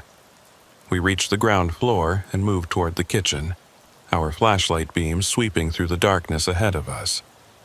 When we entered the kitchen, it was empty, no one there, no sign that anyone had been there, but we'd both heard those sounds clear as day. Trent suggested that maybe it was the house settling, old wood contracting in the cold air, but neither of us really believed that. The sounds had been too deliberate, too much like actual footsteps and doors. We searched the ground floor again, checking every room and every closet, but found nothing. The house was empty except for us. As we were standing in the living room trying to decide what to do next, we both noticed something that hadn't been there before. The photographs on the walls had been rearranged. Not all of them, but several had been moved to different positions, and one that I was certain had been hanging near the fireplace was now on the opposite wall. I pointed this out to Trent, and he examined the walls more closely. He confirmed that the nail holes didn't match up with where the pictures were now hanging, that they'd definitely been moved.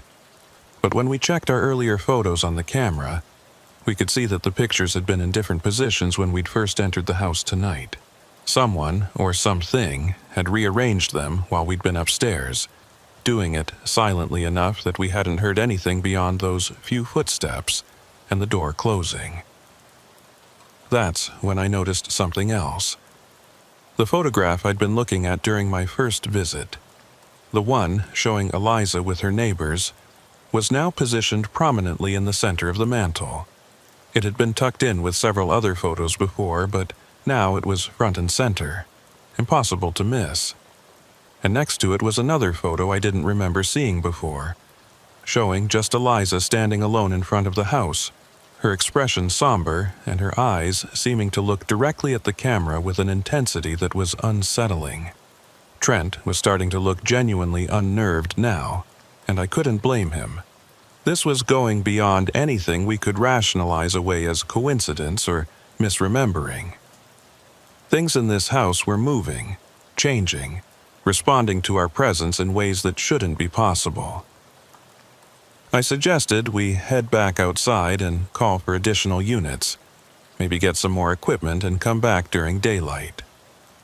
Trent agreed immediately, and we started making our way toward the front door. That's when all the lights in the house came on at once.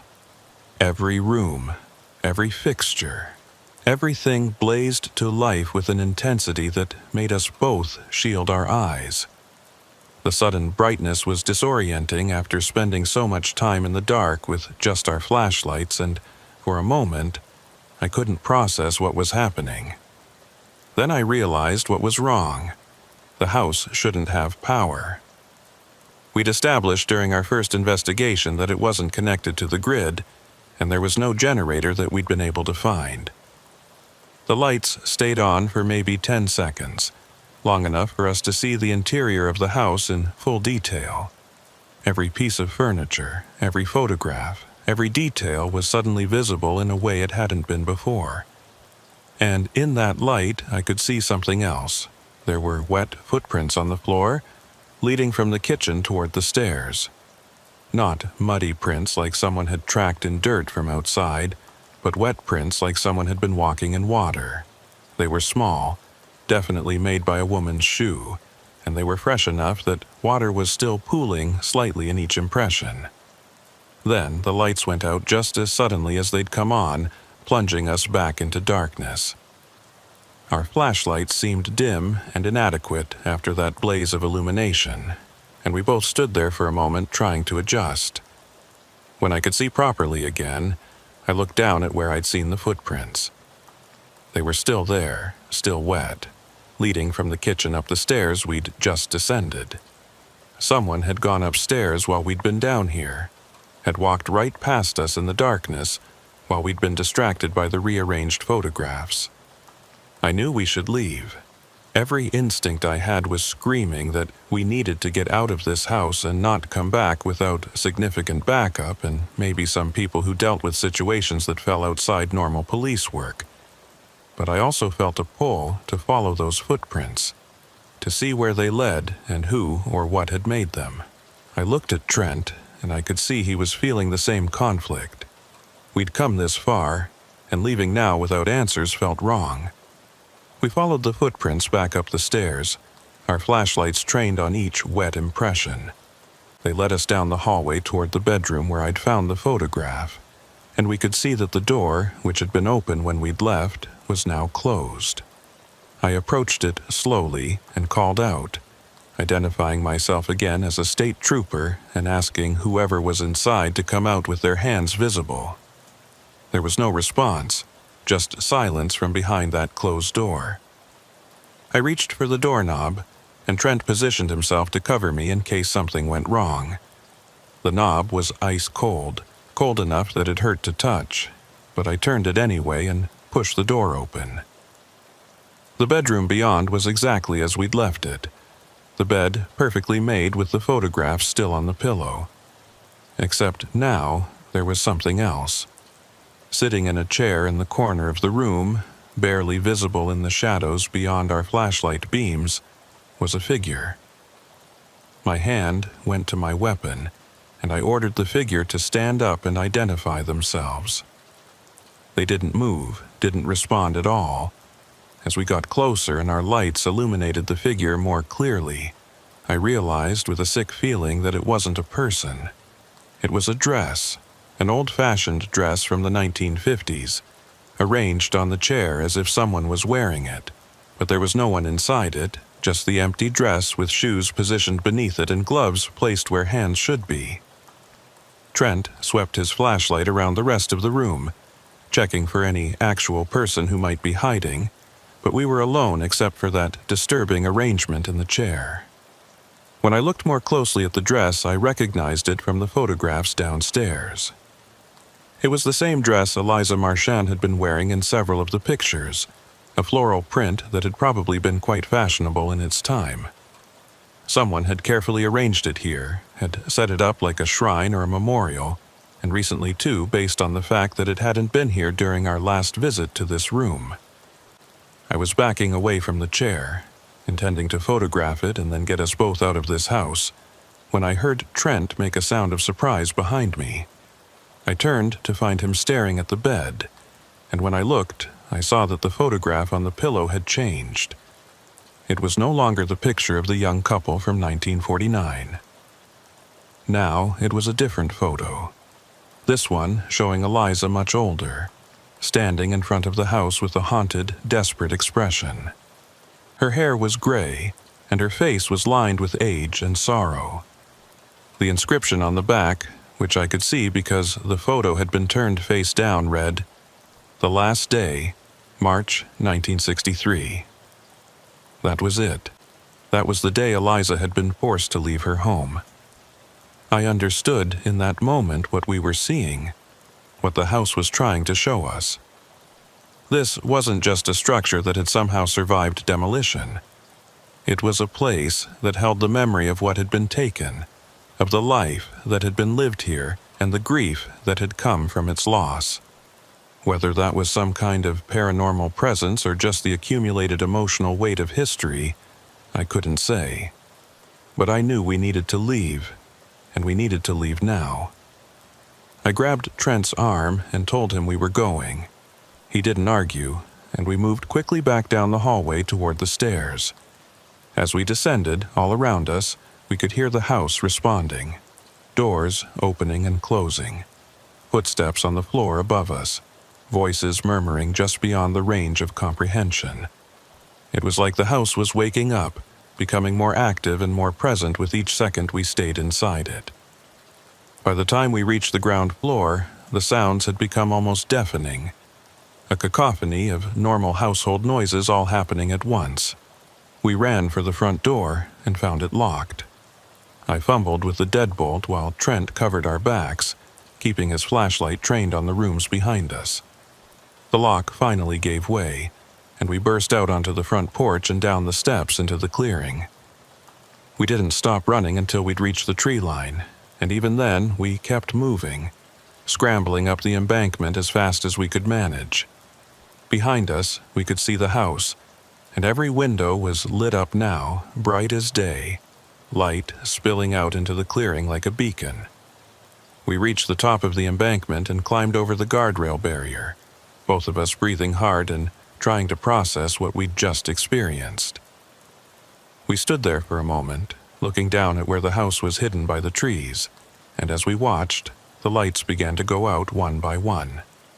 First the upper floor, then the ground floor, until only that single window we'd first seen was lit. Then that too went dark, and the forest was left in darkness. Trent and I got into our cruisers without saying much of anything. We'd both just experienced something that defied explanation, and neither of us was ready to talk about it yet. I followed him back to the barracks, and we spent the next several hours writing up reports that tried to document what we'd found without straying too far into territory that might get us sent for psychological evaluations. We stuck to the facts. The house existed. It showed signs of recent habitation.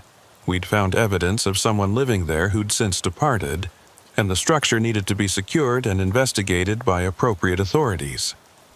What we didn't put in our reports was everything else: the moving photographs, the footprints, the lights coming on with no power source, the dress arranged in the chair, the sounds of footsteps and doors. We didn't mention how the house had seemed to respond to our presence, how it had shown us specific things like it was trying to communicate something.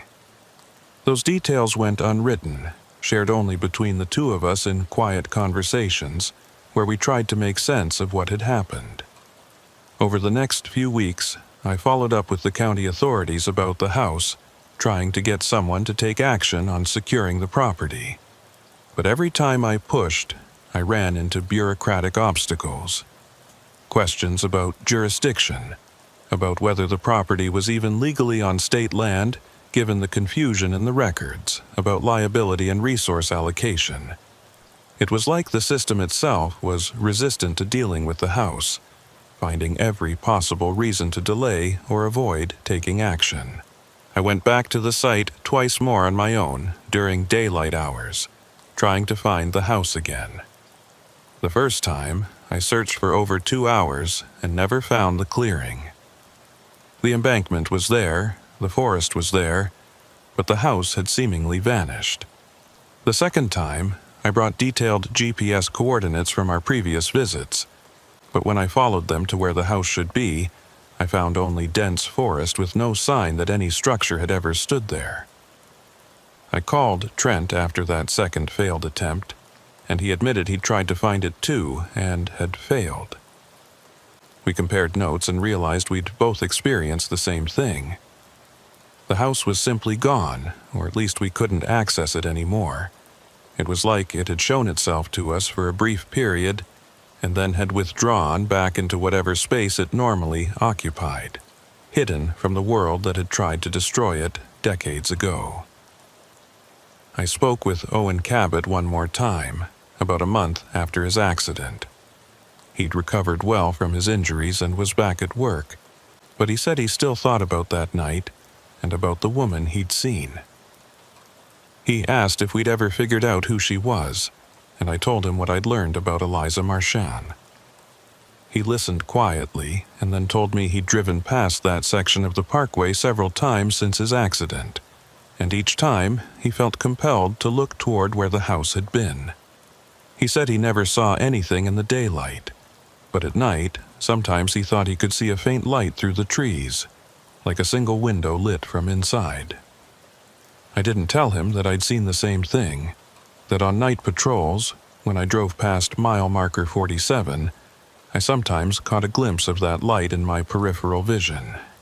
If I tried to look directly at it, it would vanish, but if I kept my eyes on the road and just let it remain at the edge of my awareness, I could see it clearly. A single lit window in a house that wasn't supposed to exist, a beacon for travelers who'd lost their way, or maybe a remnant of a life that had refused to surrender even after everything had been taken. Dorothy Brennan called me a few weeks later and asked if I'd learned anything more about her great-aunt's property. I told her about our investigation and about the difficulties we were having getting official action taken. She listened and then said something that struck me.